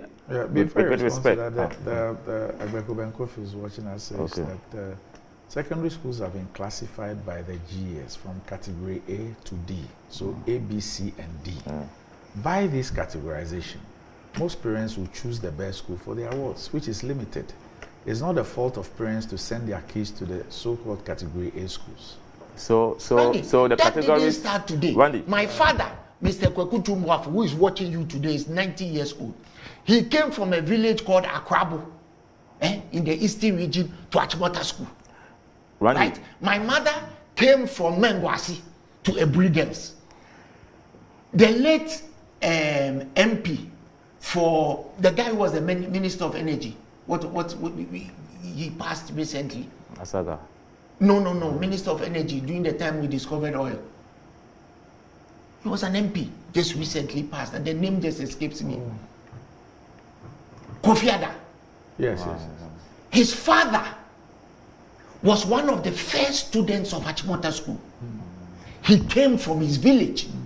So this business of smart people, bright people, finding access, and a lot of it is fortune, I understand. But in life, even leaving this studio and getting to your house safely is fortune, given the roads we have.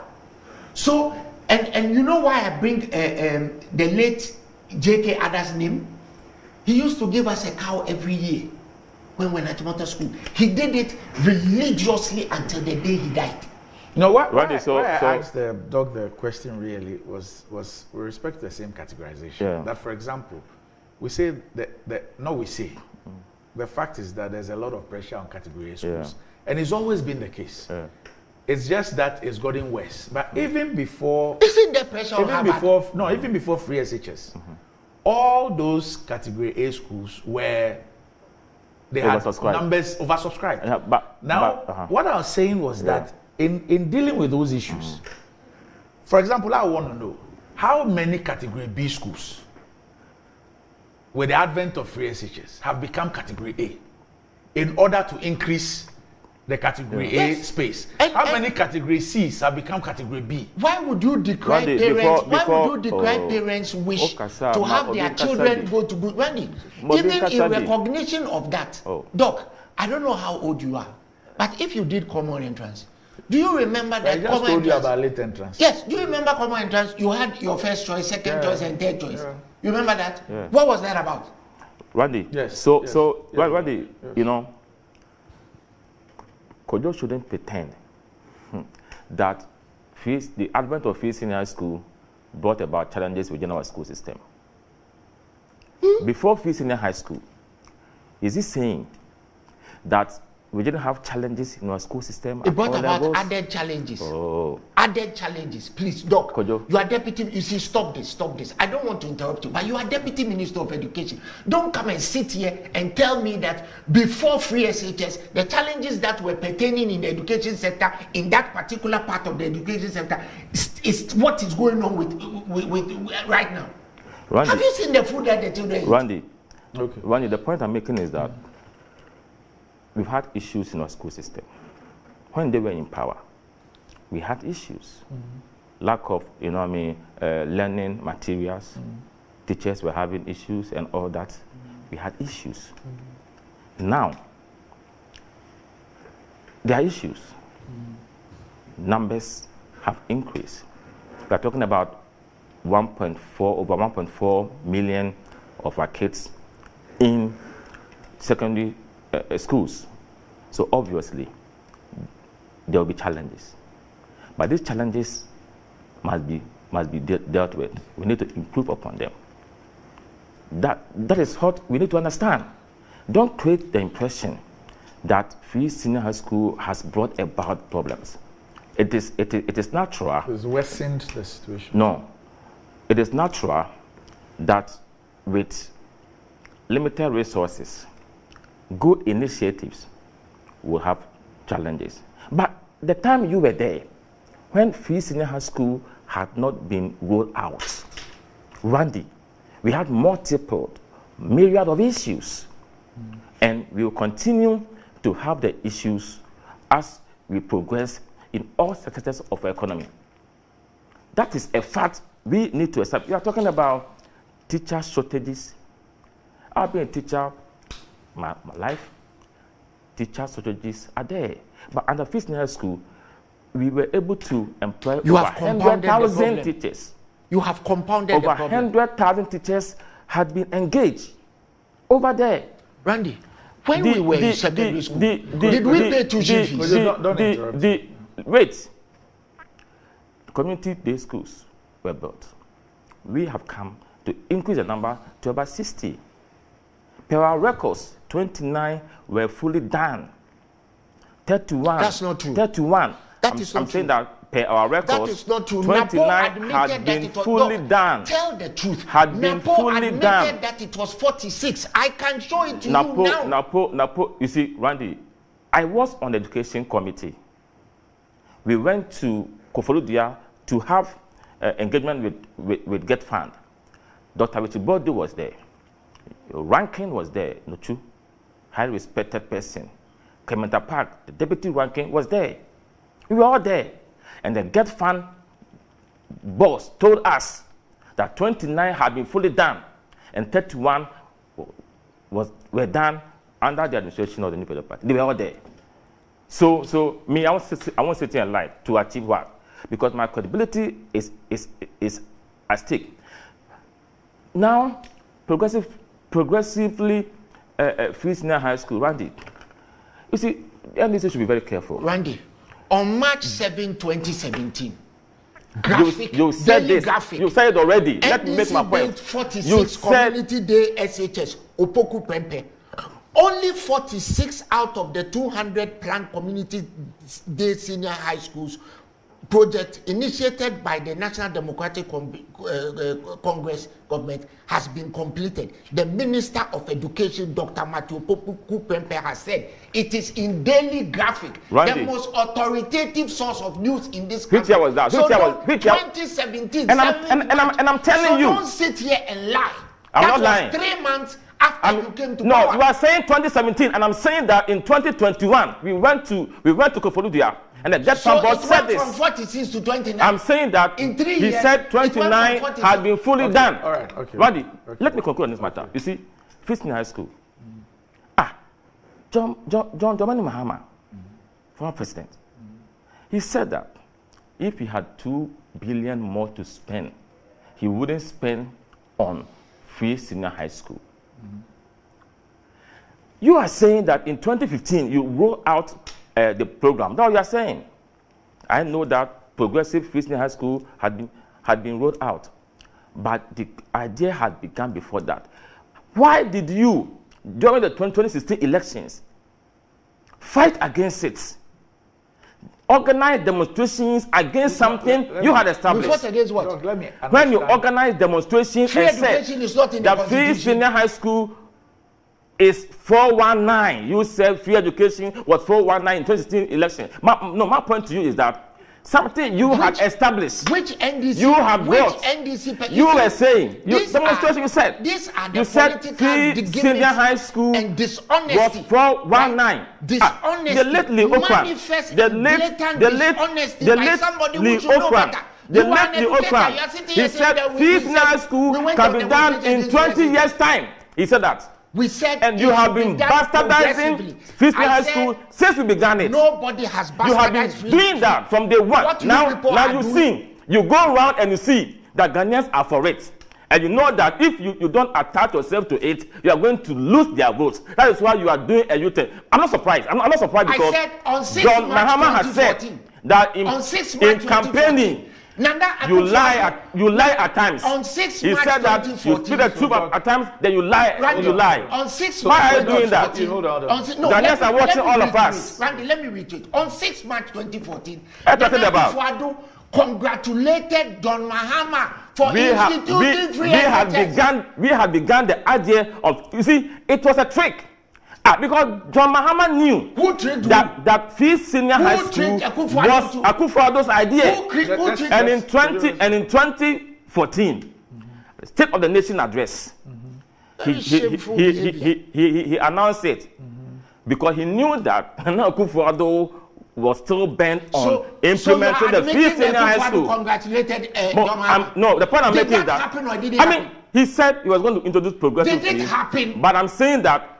But something you are proud of initiating. Why did you turn in 2016 to fight against it? Nobody to speak against it? It is in the Constitution. When it was implemented, we are not in the business my of fighting colleagues are proud and like your good self. We are every not in the day business of you fighting destroy free senior high school. It is bad. It is leading to teenage pregnancy and all that. What is this?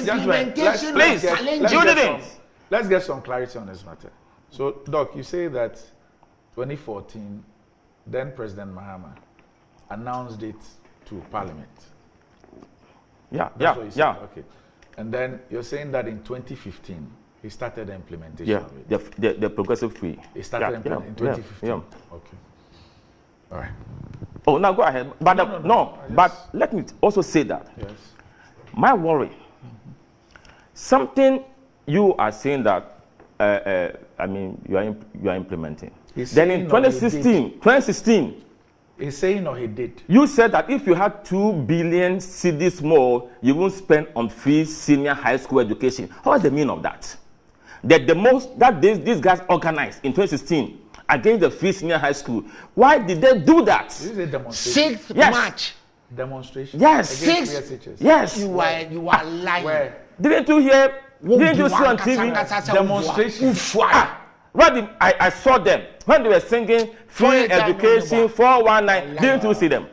Now you are saying now you are saying and I'll say one. When they were singing, he's saying because you saw it. Professor. Free education 419 81. Your implementation of free SHS has caused a lot of problems. Didn't you see the demonstration? Didn't you see the demonstration? Children have lost their lives. Listen, they've died because of this on 6 March. They've died because of this. You can make your. Don't make mockery of it. We can discuss this issue without shouting. Dr. Ranjabi, you see the way Kingsley behaves. Sometimes if you don't raise your voice, maybe I say no. Oh, maybe so. At the end of the day, on 6th March, gentlemen, on 6th March. At the end of the day, whatever we do here is for the consumption of an audience. Let's try and also respect them.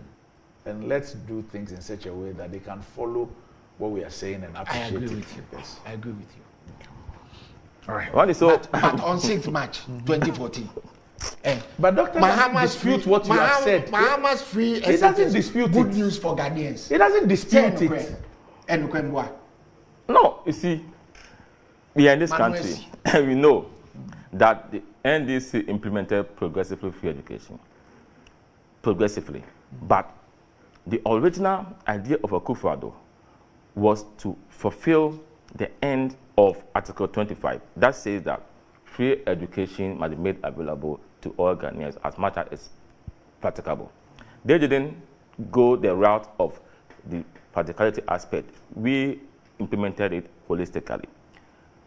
But in 2016, the attack on something that you purport to have done was needless. You fought against it as if it was something bad. And even when Akufo-Addo and Anapo implemented the policy, NDC was still, I remember my very good friend that I respect so much, my buddy, Haruna Dusu, then minority leader, did a press conference. And he said that the Free Senior High School, one, was going to be expensive, costly on our account. It was not going to be sustainable and all that. He said all these things.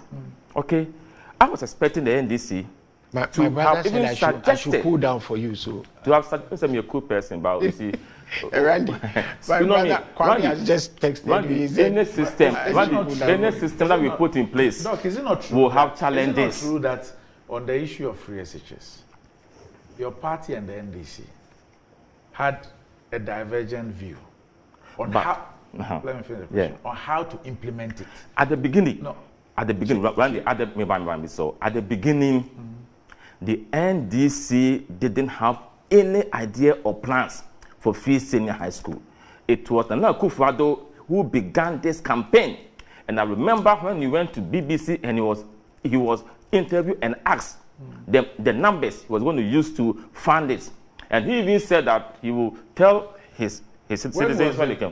Do you remember the year that the BBC interview was made? I think it was about 2011 or 12 thereabout. No. When was that? No. When was that? The BBC interview was before 2016 election. No. You see, that's what I'm saying. It was before 2016 but election. The years I've given were before. No, I'm saying, no. It was after 2012 election. It was not with respect to 2012 election. No, but I'm saying, when somebody says he thinks, that is what I think. Oh, no, so it could be a way. I'm providing information to you. The question you're providing is not different from what I'm saying. You are saying before 2016 election. That's what you said. Yes. So before could be between 2012 and 2016. That's it. No. So I'm not wrong, unless you are emphatic. But what I remember was that when he was asked of the number, and he said that when he came back, he was going to ask his citizens. NDC were up in arms against what he said. But one day, I was at the University of Ghana at that time, and had seen the numbers. We had worked with the numbers, and we were convinced that it was something doable. So, me, the University of Ghana, we had a group there. We came to the press center in 2012, and we did a press conference justifying why Free Senior High School was something that we should go for. At that time, NDC was not for it.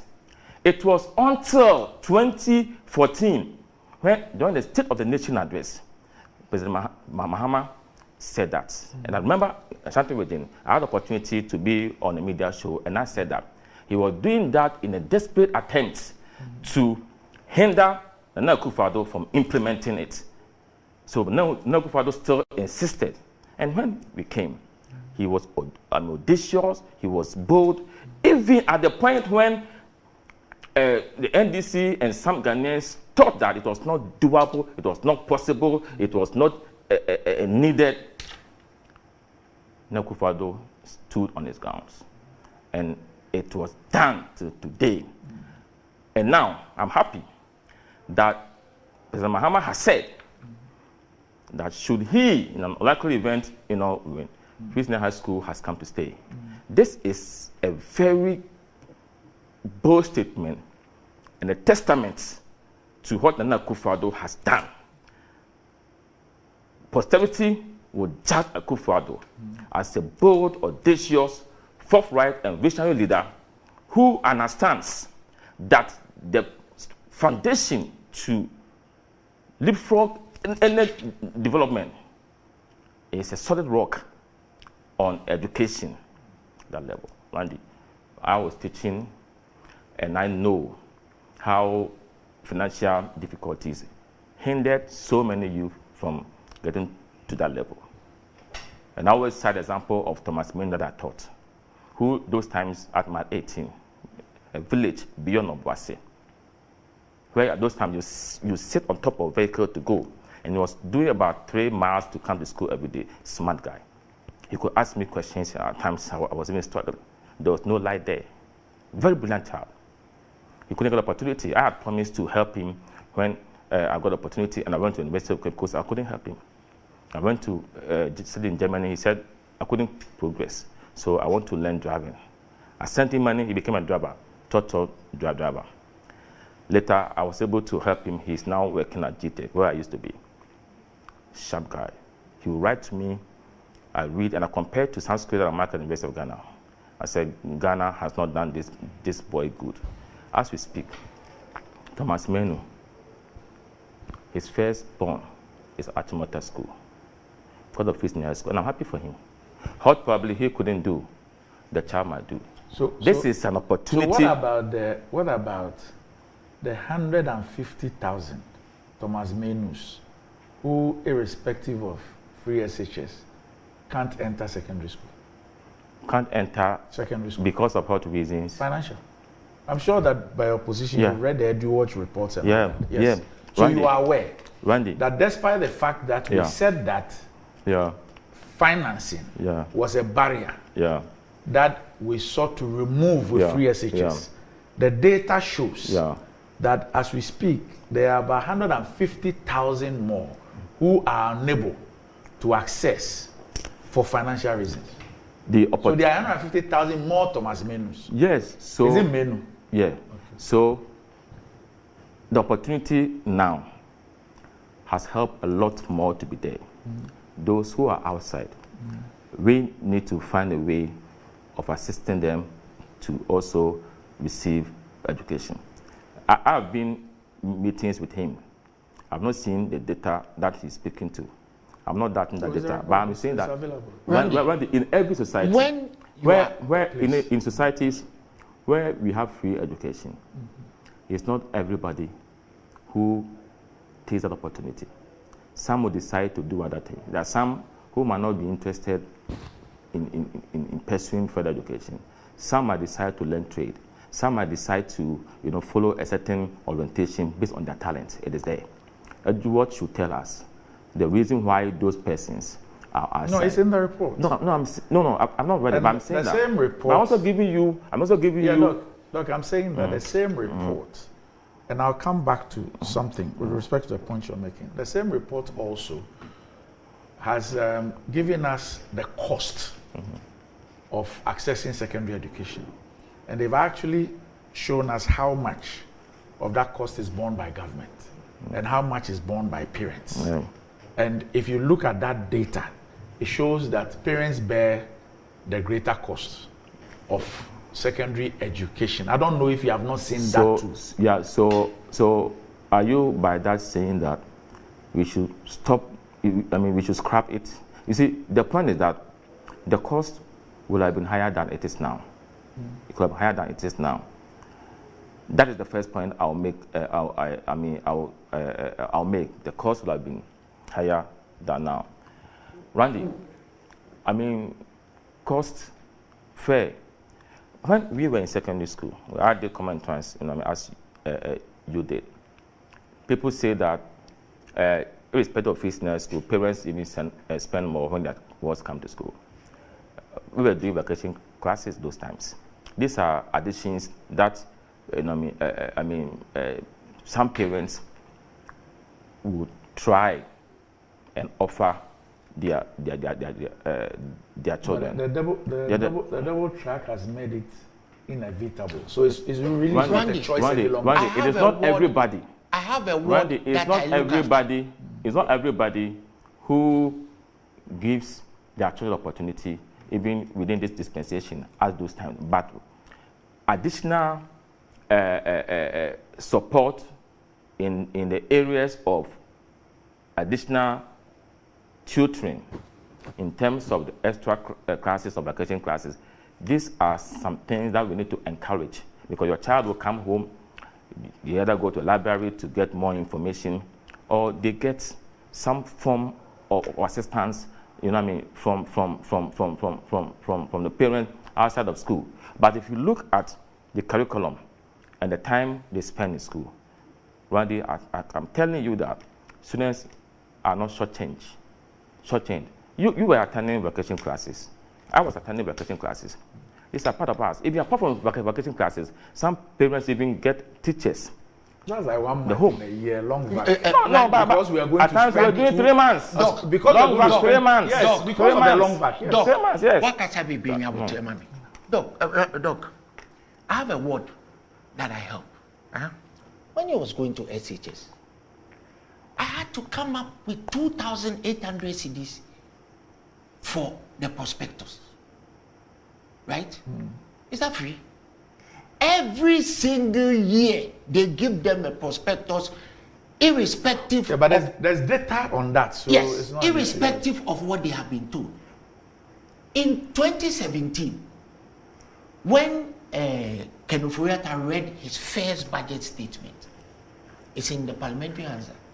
He said that 25.96, and I'm being specific, 25.96 million CDs had been spent on free SHS in the previous year. No, that's not in doubt. No, Dr. Kesenyaku. No, it's not doubting it. It's not but Randy, even more importantly, Doc, how do we make it better? Let me quote Ken Ofori-Atta. Ken Ofori-Atta is not in this year, the last I checked. What Ken Ofori-Atta said was that, why does you, Dr. Randy Abbey, you, Dr. Kingsley Nyaku, me, Kojo Chumbuafu, as unemployed as I am. Why? But you just said that you still practice. You see, why thank you. Do our wards so you are have just to go to misleading school us. for free when we can pay? Why? In fact, when we choose to send them to basic schools Exactly. where we pay even for X. Why do we? Because, Doc, what it simply does, do the arithmetic, is that it frees up space for the government to bring those 150,000 people that Randy is talking about into the system. In fact, what you are saying. Hold on, please. Tells me that it frees up space. You still don't support the business. No, hold on. Because so does Ken Ofori-Atta not support it? What you are saying. What Ken Ofori-Atta So what is said your point? is that So what is your use point? means testing. So what is your point? Doc, let me finish, please. I'm agreeing with Ken Ofori-Atta. You should agree with him if I were you. You might just lose your position if you don't. You see, not any longer.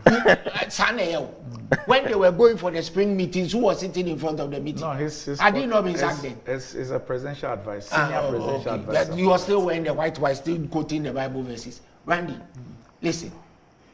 Means testing all over the world for unemployment benefit, for things like social mobilization, upwardly social. We do that with LEAP. Yes, exactly. Do we give everybody LEAP? Doc, if you want to make free SHS better, means test it. Such that those who can pay something. Okay. What it does is it gives you an opportunity to improve infrastructure. So for what you are it saying, gives you an opportunity to bring in more of the disaffected. So what you are saying means that when you get opportunity, this current form of physical school, you change it. That's what you are saying. But in the document, that's what you're saying. We will improve that's what you are it. saying. Hold on. In the IMF, that's what you are saying. In the IMF document, the IMF program. In that document, government commits to reviewing free SHS. President Akufo-Addo himself has said that the free SHS. Listen, President Akufo-Addo himself said last Christmas in a speech he gave, and I'm quoting him, that the free SHS scheme, although successful, needs to have it needs to be re-looked at. Yes. But at the state at the State of the Nation address in February, when I sat in the meeting, go and read it. You mean Parliament? Yes. He said that the free senior high school, he agrees that needs improvement. And for me, any system that we put in place, okay, you need to look at it and see how you can make it better. Okay, so it is a continuous process. My question to you is that, and I've sat on your show and I said that, I mean, free senior high school, we need to look at it and improve upon it. I don't have any points about that. My question to you, and this will be the final thing on this. Then we move on to the other one. So one. we can move on, yes. Yeah, sure. Okay. And because you are Deputy Minister of the sector, so for the implementation of a policy like this, which we're told was supposed to take away the financial obstacle to accessing secondary education. How come for about, is it 6 years now? 5 years? Since 2017. Okay, so for about 7 years, 6, 7 years. 7 years now. Yeah. How come we have not reviewed to find out whether, first of all, the objective of making sure that financing is no longer a barrier to accessing secondary education is being met or not? Randy, so the Free Senior High School achieved so many purposes. I remember recently I was in a conference and almost all the countries there were espousing the need for free education, especially those in vulnerable areas and rural communities. That was in Kazan, Russia, because of the need for inclusivity and ensuring education for all. That is one. So apart from the financial issues, some financial obligations have been taken off the shoulders of parents. Kojo said that in most jurisdictions, I mean, it is tuition that is free, but there is some commitment. In Germany, for example, if you are within the tertiary educational bracket, no tuition, but you have to pay semester fee. Okay, what the policy has done is that it has lessened the financial burden on parents. But for that, Randy, the financial burden would have increased more than what we see now. Must also look at how it has increased access. You know what I mean? For a lot of children who wouldn't have gotten that opportunity. We've also seen that, Randy, performance of our Free Senior High School graduates has increased. I have the data from WAEC from 2015 up to 2023. If you indulge me, and the viewers also indulge me, let me give you some numbers. Randy, in 2015, I'm looking at the 4 core subjects: English language, integrated science, maths, and social studies. Randy, in 2015, the percentage of those who passed English language was 45.2%. Science was 28.7%, maths 32.4%, social studies was 57.4%.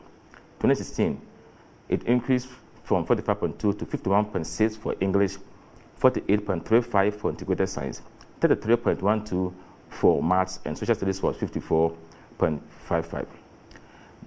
So then 2017, we had 52.24 for English, 52.89 for science. Then you have maths 41.66, social studies 42.52, an improvement. But looking at the first graduates of the Free Senior High School, that was in 2020, I think, the performance, English had improved from 51.6% in 2016 to 57.34%. Science had improved from 48.35% to 52.53%. Maths had improved from 33.12% to 65.71%. Social studies had improved from 54.55% to 64.31%. As we speak, because of time, last year, English language was 73.11%. Integrated science was 66.82%. Maths was 62.23%. Then you have social studies of 76.76%. The previous years between 2020 and 2022 were also fantastic. The point I'm making is that with the challenges that we are talking about, the improvements under the Free Senior High School program, the improvements have been encouraging, moving on an upward direction. Doc, you've not addressed the issue I raised. No, I've addressed the issue by saying that you talk about the financial. I said we were told, unless you want me to go and refer to documents and quote people, that there is a financial barrier to accessing education. And that the free SHS will take away that financial burden. The data shows that how much parents had to contribute when free SHS started keeps increasing in terms of what they have to contribute, their percentage of the contribution of secondary education.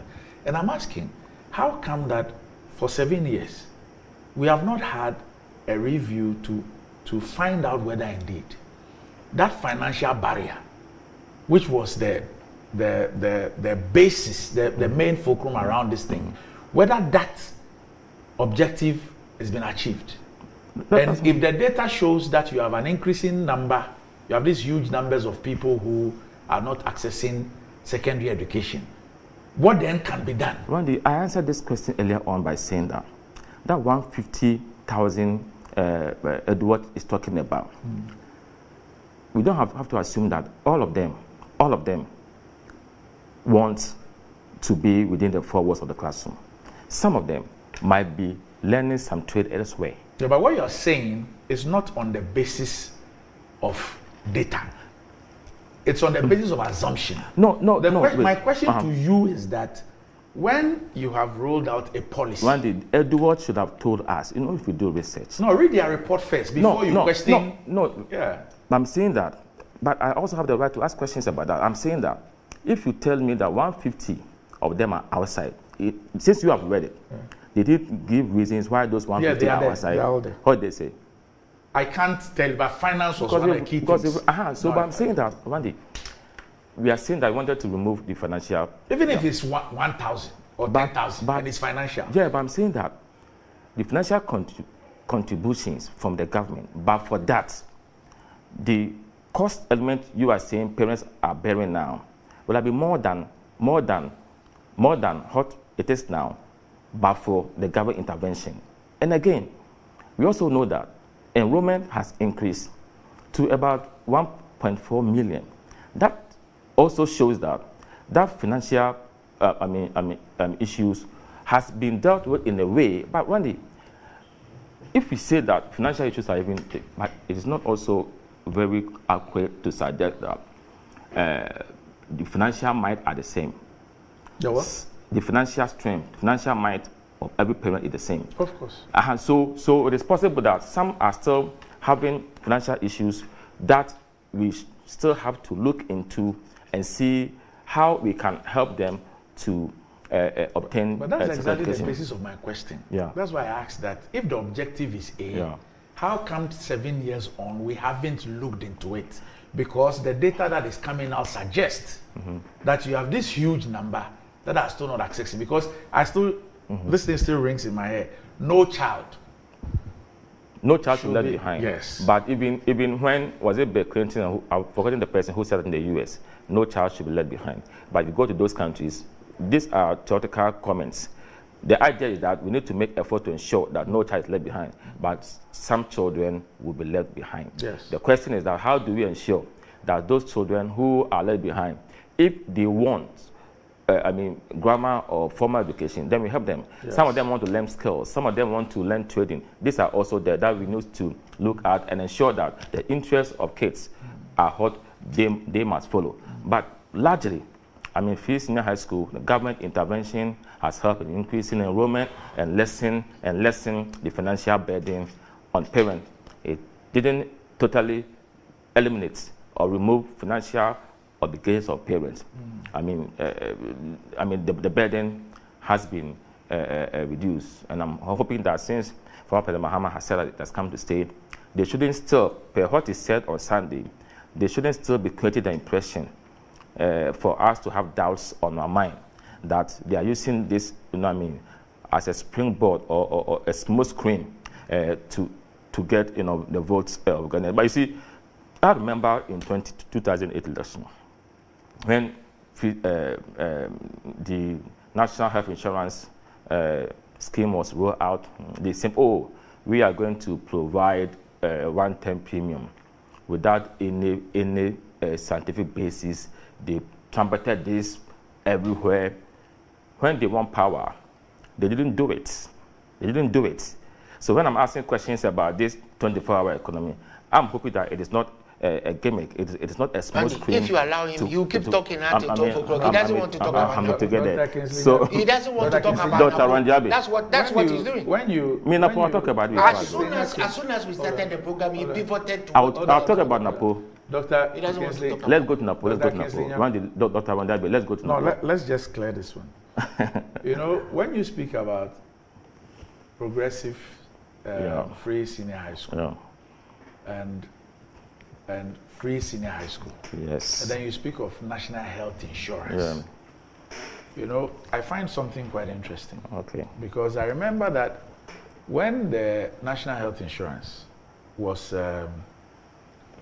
started, when it was launched by President Kufuor, it was a mutual scheme,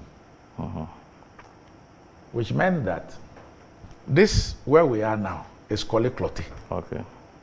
I am registered here in my district, Korle Klottey. If I move from here to Dade Kotopon, let's say I go to the trade fair area or La, I cannot access health insurance. So I could only access health insurance within my district. It was the subsequent government under Professor Mills that then made it a universal scheme where, irrespective of where I find myself in the Republic of Ghana, I can access free healthcare with my national health insurance. Randy, I know you do this, but I raised an issue about. No, is it factual? What I've just put out, is it factual or not? I'm not saying that it's not factual. I'm not doubting you, but what I remember was that when I had health insurance in Kumasi, I could go to Kofanochi, I could go to, though I was acquired, so I could visit, facilities. So it is quite news to me, but I'm not. But the point is it that was a mutual scheme. You couldn't go outside your national health insurance was implemented. The NDC said that they were going to introduce a one-term whatever. They aborted that idea. So that is my point. They say something and they couldn't. They couldn't do it. So I'm hoping that what they're saying right now are not just smoke screen to get podcast, because Ghanaians know them. Because if you have a former president who says that in campaign you lie a little, you speak the truth a little, then it creates some doubt on your mind about his real intention. I'm not saying that he's not a good person, but such comments are very dangerous, and you become skeptical when that same person makes a certain pronouncement on policy and the way forward. Now let's move on to Napo. All right, we'll be back shortly. I think you're right. I mean, the issue, George, that we have to contend with is that that kid, by being a citizen, has his right for education. The moral right of the parents to look after them is all there, but that can be legislated. So me as a government need to ensure that that kid can go to school. Okay? We can now also, because we are getting more and more digitalized, I can find a means of knowing, assuming a means test, is what you are alluding to. We can be more scientific about that. And maybe because it's more digitalized, I can also get my income from you much more so than before. So yes, and if we have maybe scholarship schemes, then that means that you have to prove that you need scholarship. So we can get very sophisticated about that to ensure that you draw in parents in a way that is not coercive, but never compromise on that citizen who is less than 18 being able to get that education that is important.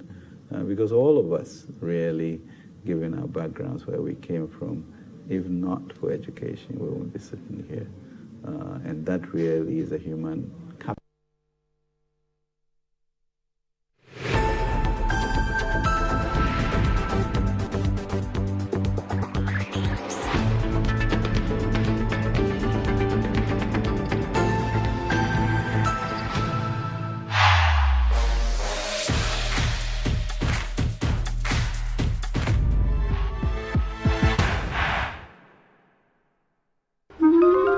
again.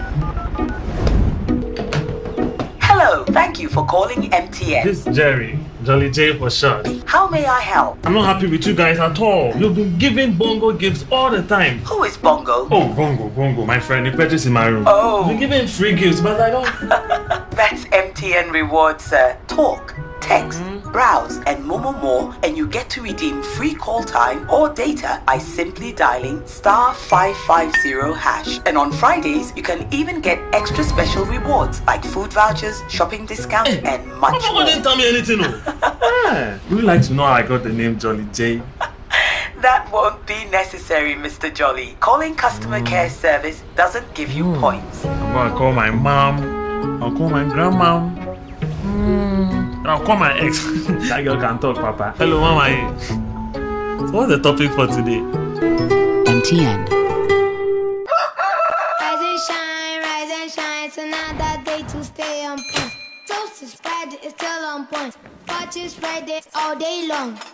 Still on point, yes, it's still on point. It's still on point. Fortune's Friday, it's still on point. For your bread, it's creamy. For your toast, it's still on point. It's yummy, delicious. It's still on point. Still on point, yes, it's still on point. It's still on point. Still on point, yes, it's still on point. It's still on point. For your toast, it's still on point. It's still on point. Fortune spread, it's yummy, delicious. It's still on point. Fortune spread, delicious, creamy, and always on point. This advert is FDA approved.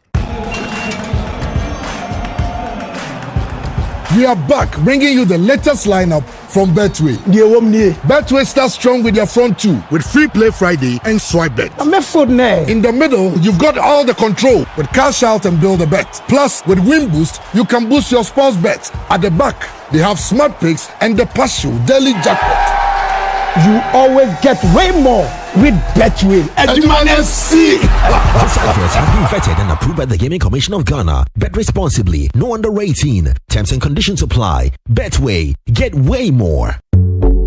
In today's modern world, stairs are a challenge, especially for our elderly and those with health concerns. Navigating them can be difficult and even dangerous, but there's a safer way to move vertically. Lifts and Elevators Limited Company, your answer to a more accessible and secure vertical transportation. Our elevators and escalators, including top-of-the-line pneumatic vacuum elevators, Fuji elevators and escalators, offer a safer and more convenient alternative, eliminating the risks of stairs and enhancing accessibility for homes, businesses, and hospitals. Choose safety and convenience with Lifts and Elevators Limited Company. Elevate your spaces today. For more information, visit our website at www.elevatorsgh.org or call now on 0200-535-515. Lifts and Elevators Limited Company, the elevator people.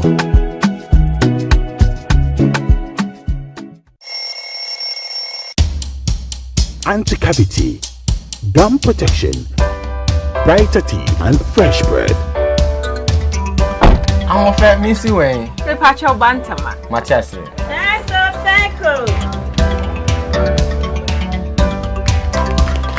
It's her smile, the fresh breath. Me Gidi say we use Kel 360 toothpaste. Some kind. Kel 360 toothpaste. Guys, Kia, Kel 360 toothpaste. It's a gum protector. Onim jom kasa. Ile ko saying. Kel 360 did the work. It's cool mint. Gives me fresh breath and your confidence booster. You will see so feeling to when you know Kel 360 toothpaste. Happy smile. Kel 360 toothpaste, anti-cavity, gum protection, brighter teeth, and fresh breath. Kel, happy smile. This advert is FDA approved.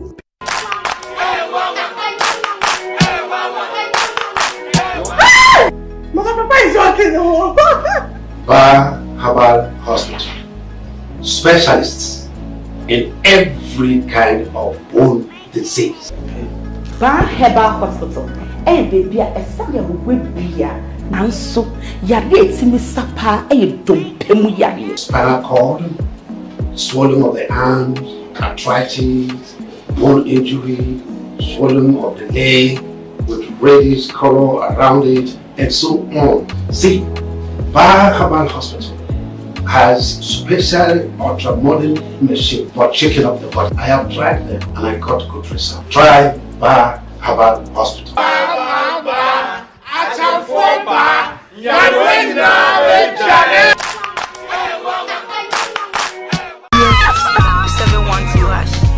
Here is to the friends who took the chance with no regrets.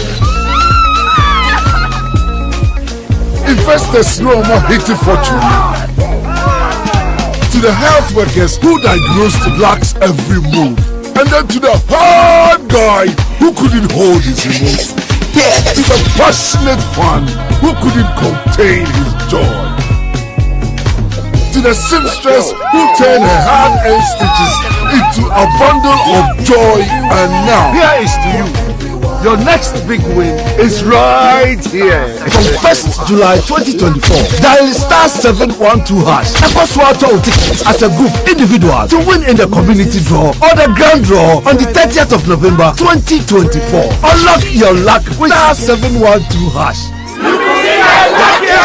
Created by the NLA on the Caritas platform, not for persons below 18 years. TNCs apply.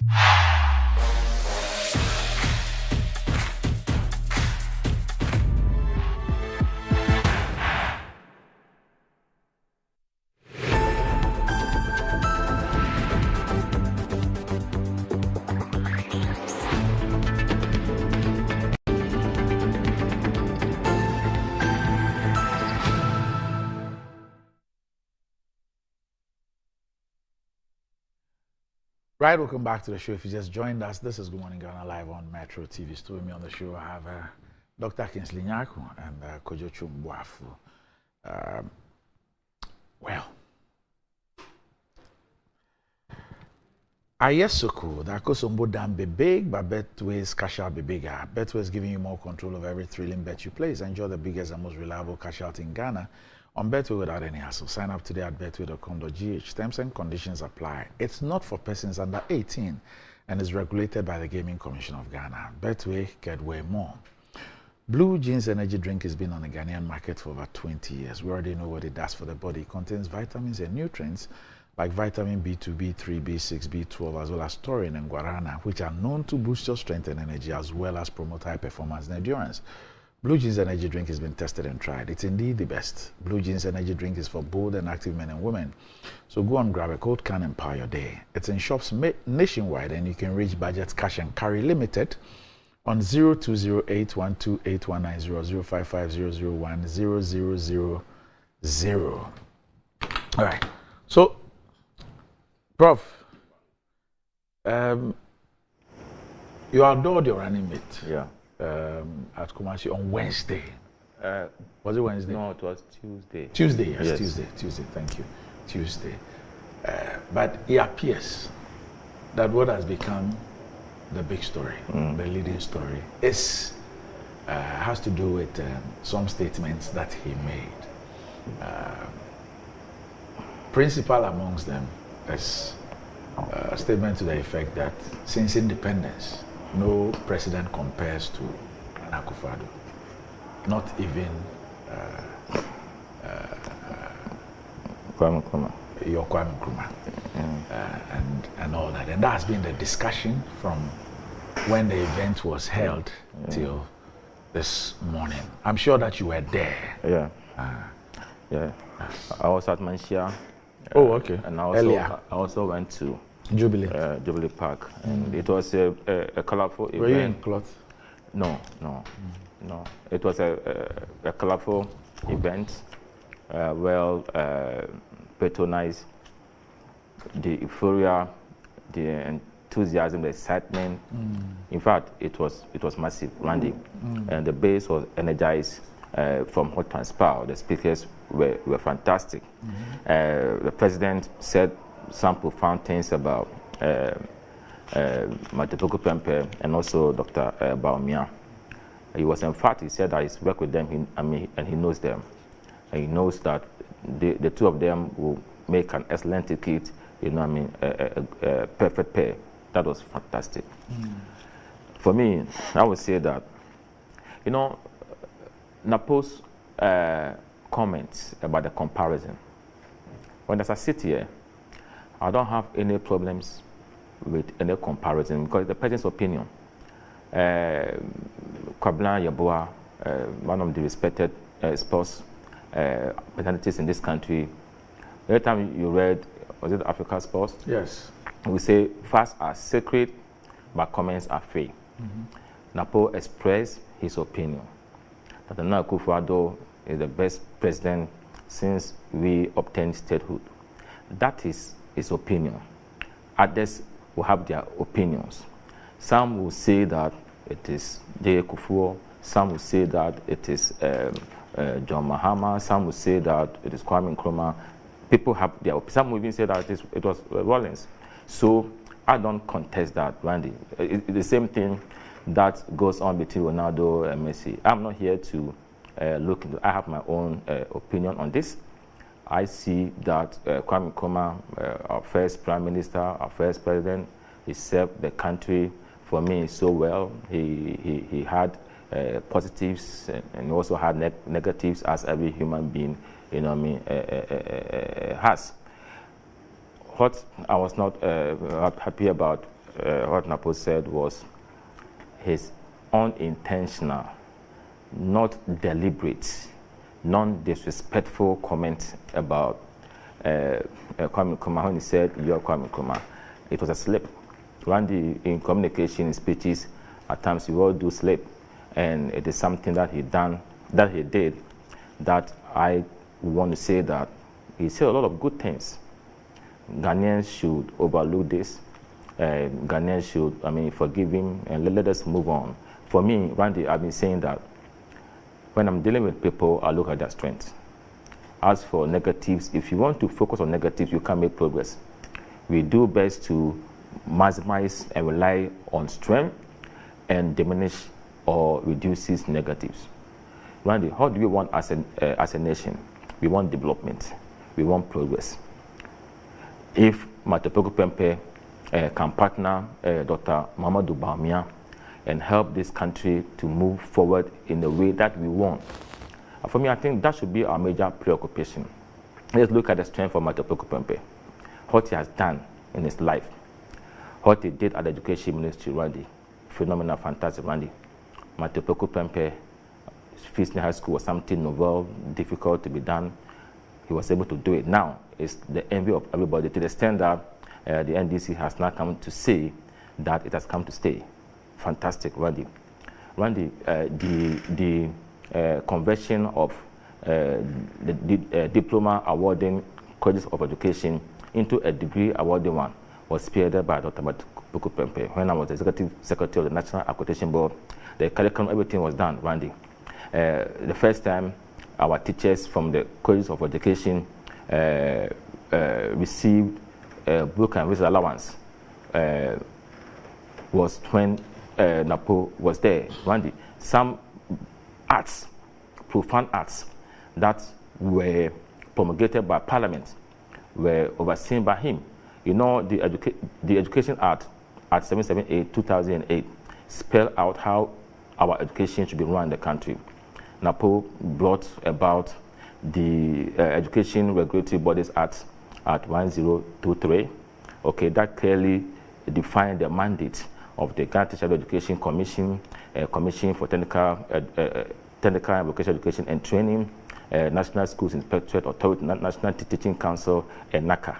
The Pre-Tertiary Education Act at 1049 was Matapoku Pempe. The Complementary Education Agency Act at 1055, Matapoku Pempe.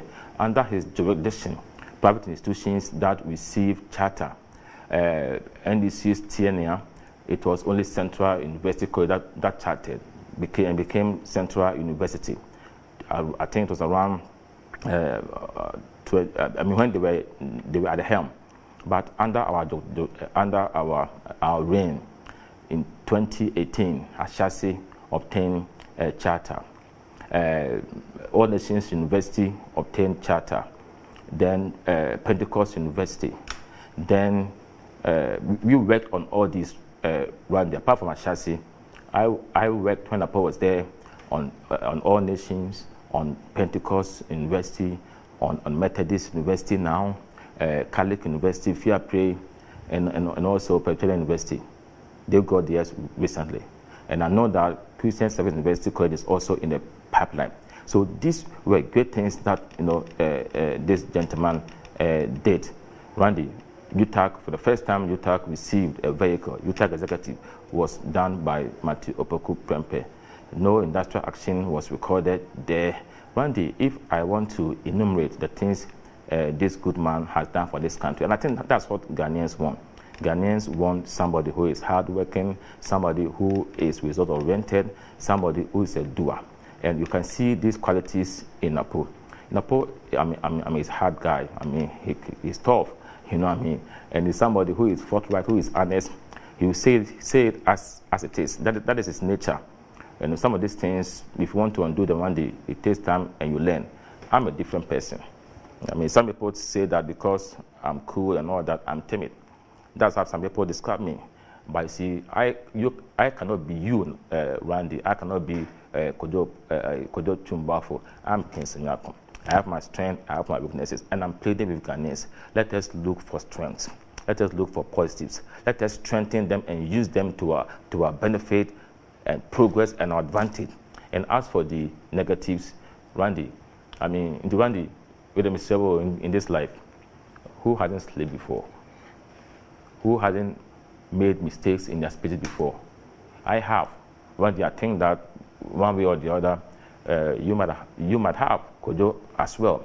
So let us forgive our brother and let us see the good in him, the kindness in him, you know what I mean, and all that. And I know Napo, Randy, upon everything, Napo submits to authority. He will disagree with you. At times you are in a meeting with him, he will disagree with you, but when you're able to convince him, and he accepts that, Randy, then that's all.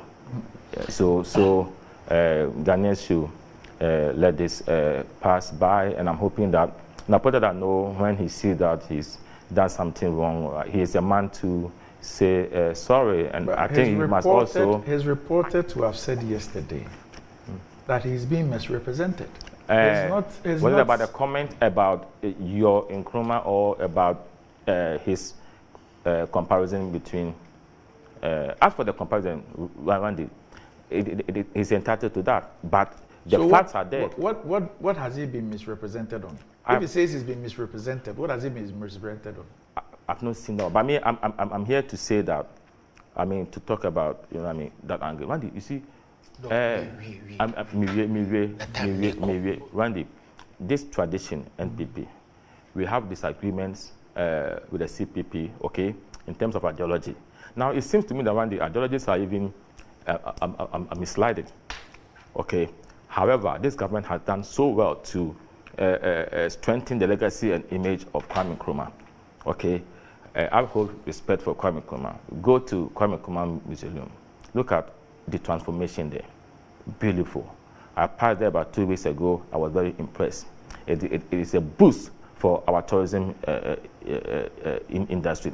So Napo didn't mean to diminish or undermine the person of Osadefo Kwame Nkrumah, our former president. When we came here, remember, my good friend said that he said even this is Napo, a tactic. You are intentionally trying to time this thing out. He said it's okay. even Napo. I didn't see that to be insulting or disrespecting Napo. Speeches, these things come on. So let me conclude on this and plead with my party folks and entire Ghanaians to rally our support behind Dr. Mahmoud Bawumia and also Dr. Matthew Opoku Prempeh, the two doctors, the excellent tickets and the perfect do. That God should give them the strength, good health to help us to win the election once again. Randy, thank you. Okay, thank you. Randy, first of all, let me just tell Dr. Kensinyako that you cannot take medicine for a sick person. Oh, please. Please. Don't even try that. Napo went to double down on what he said yesterday at Amenfi West. He went there and said, if you speak the truth, they say you don't respect. You see, you said there's a comparison between Ronaldo and Messi. I hate to tell you that in terms of comparison of presidents, if you compare Akufo-Addo and Kwame Nkrumah, Akufo-Addo is no Ronaldo or Messi. He is so amakpe. He's always offside. Okay? You see, what Napo said, he said it 3 years ago. He had a mask on his face then. And he said because Akufo-Addo has, in quotes, implemented free SHS, he's better than Nkrumah. How can you say that? And look, Randy, when somebody says you are Nkrumah, it is a condescending way of addressing the person. Even if you express it in Ga, Nkrumah, what are you trying to say? Pointed with his left hand. What did you we are Kenny? What has you see? And Kojo Yang. So why can't Doc, on the basis of what you don't ask him anything, please. Let me finish. Just one. Let me finish. No, if you ask him a question, he won't stop. I beg, let me finish. Then you can ask him. When Kojo Yankson, wherever you are, big up to you. A few days before this thing, Kojo Yankson said, Napo is one comment away from ruining the whole election campaign. And for the reasons for which Bawumia chose him, Bawumia will regret it. Otumfuo advised you in the glare of public. Say, yes, see. Any inside me de me huye. Until there one more kind, no, I'm quoting Otumfuo. 3 hours later, you went to Jubilee Park and you did exactly what Otumfuo told you not to do by disrespecting Kwame Nkrumah. So, Randy, let me talk about a few of the achievements of Kwame Nkrumah. And let's compare it to Akufo-Addo. Do we need that exercise? Oh, we need it. There are Randy, I don't think we do. You will be surprised that there are a lot of young people in this country who have no idea what Kwame Nkrumah did. We got the ballot.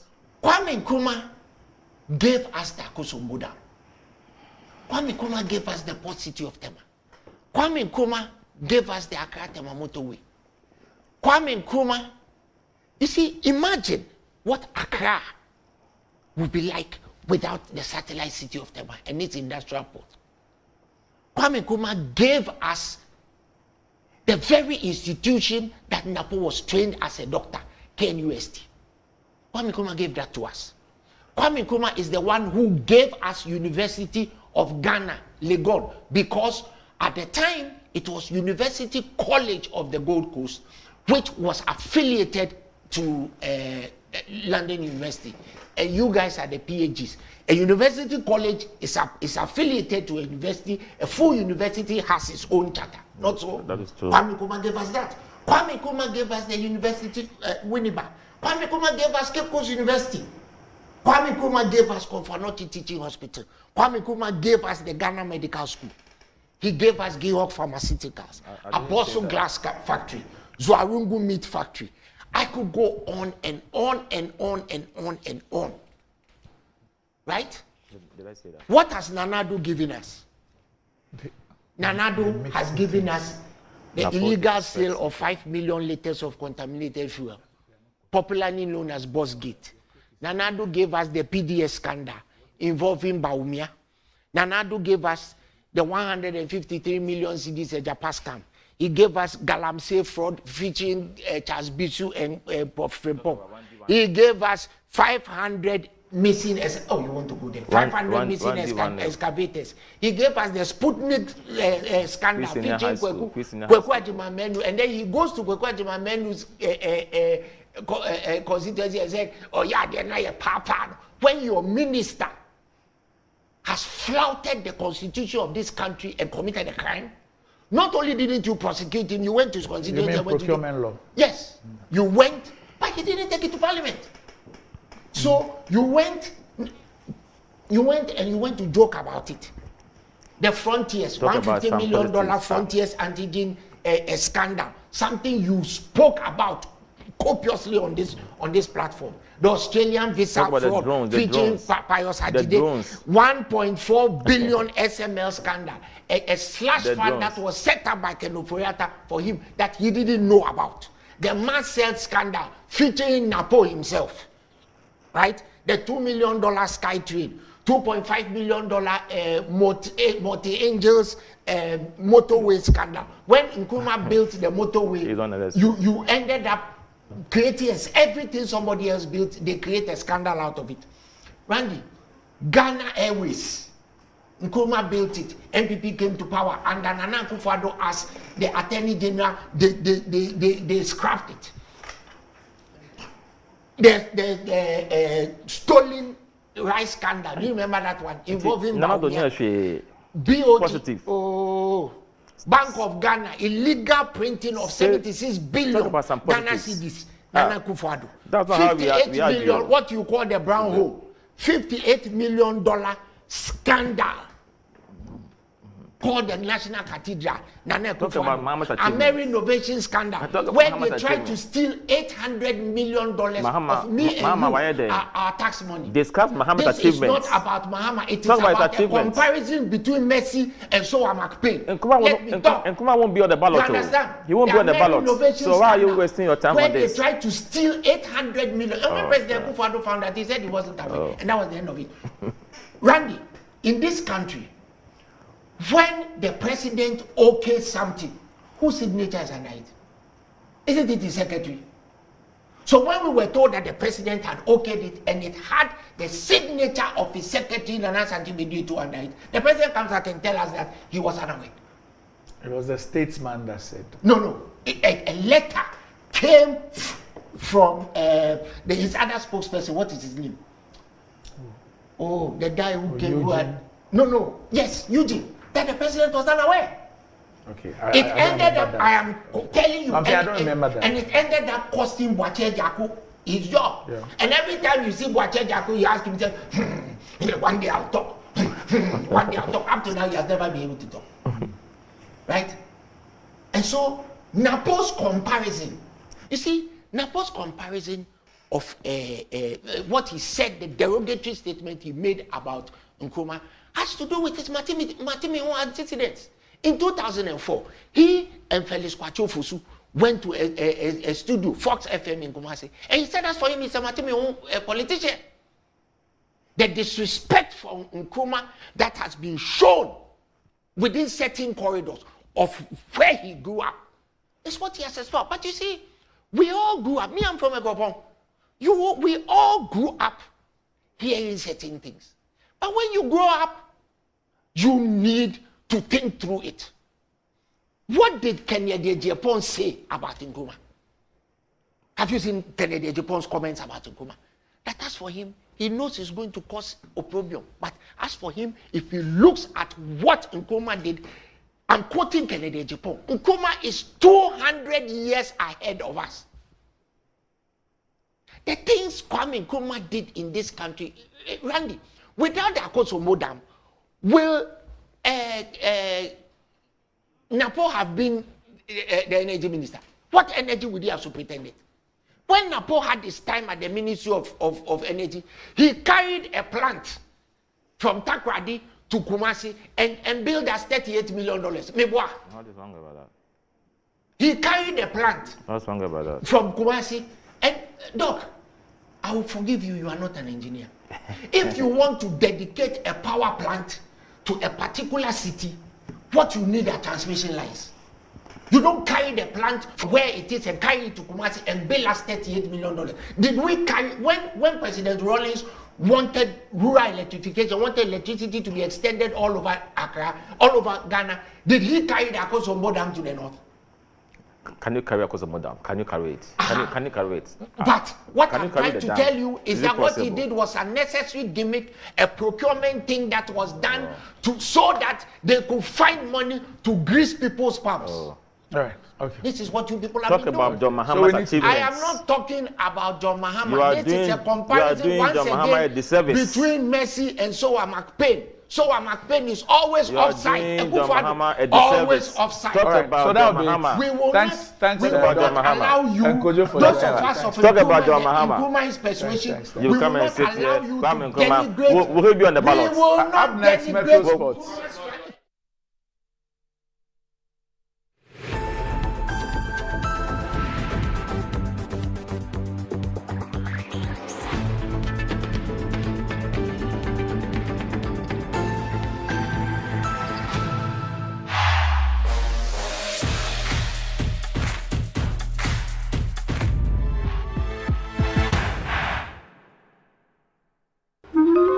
Again.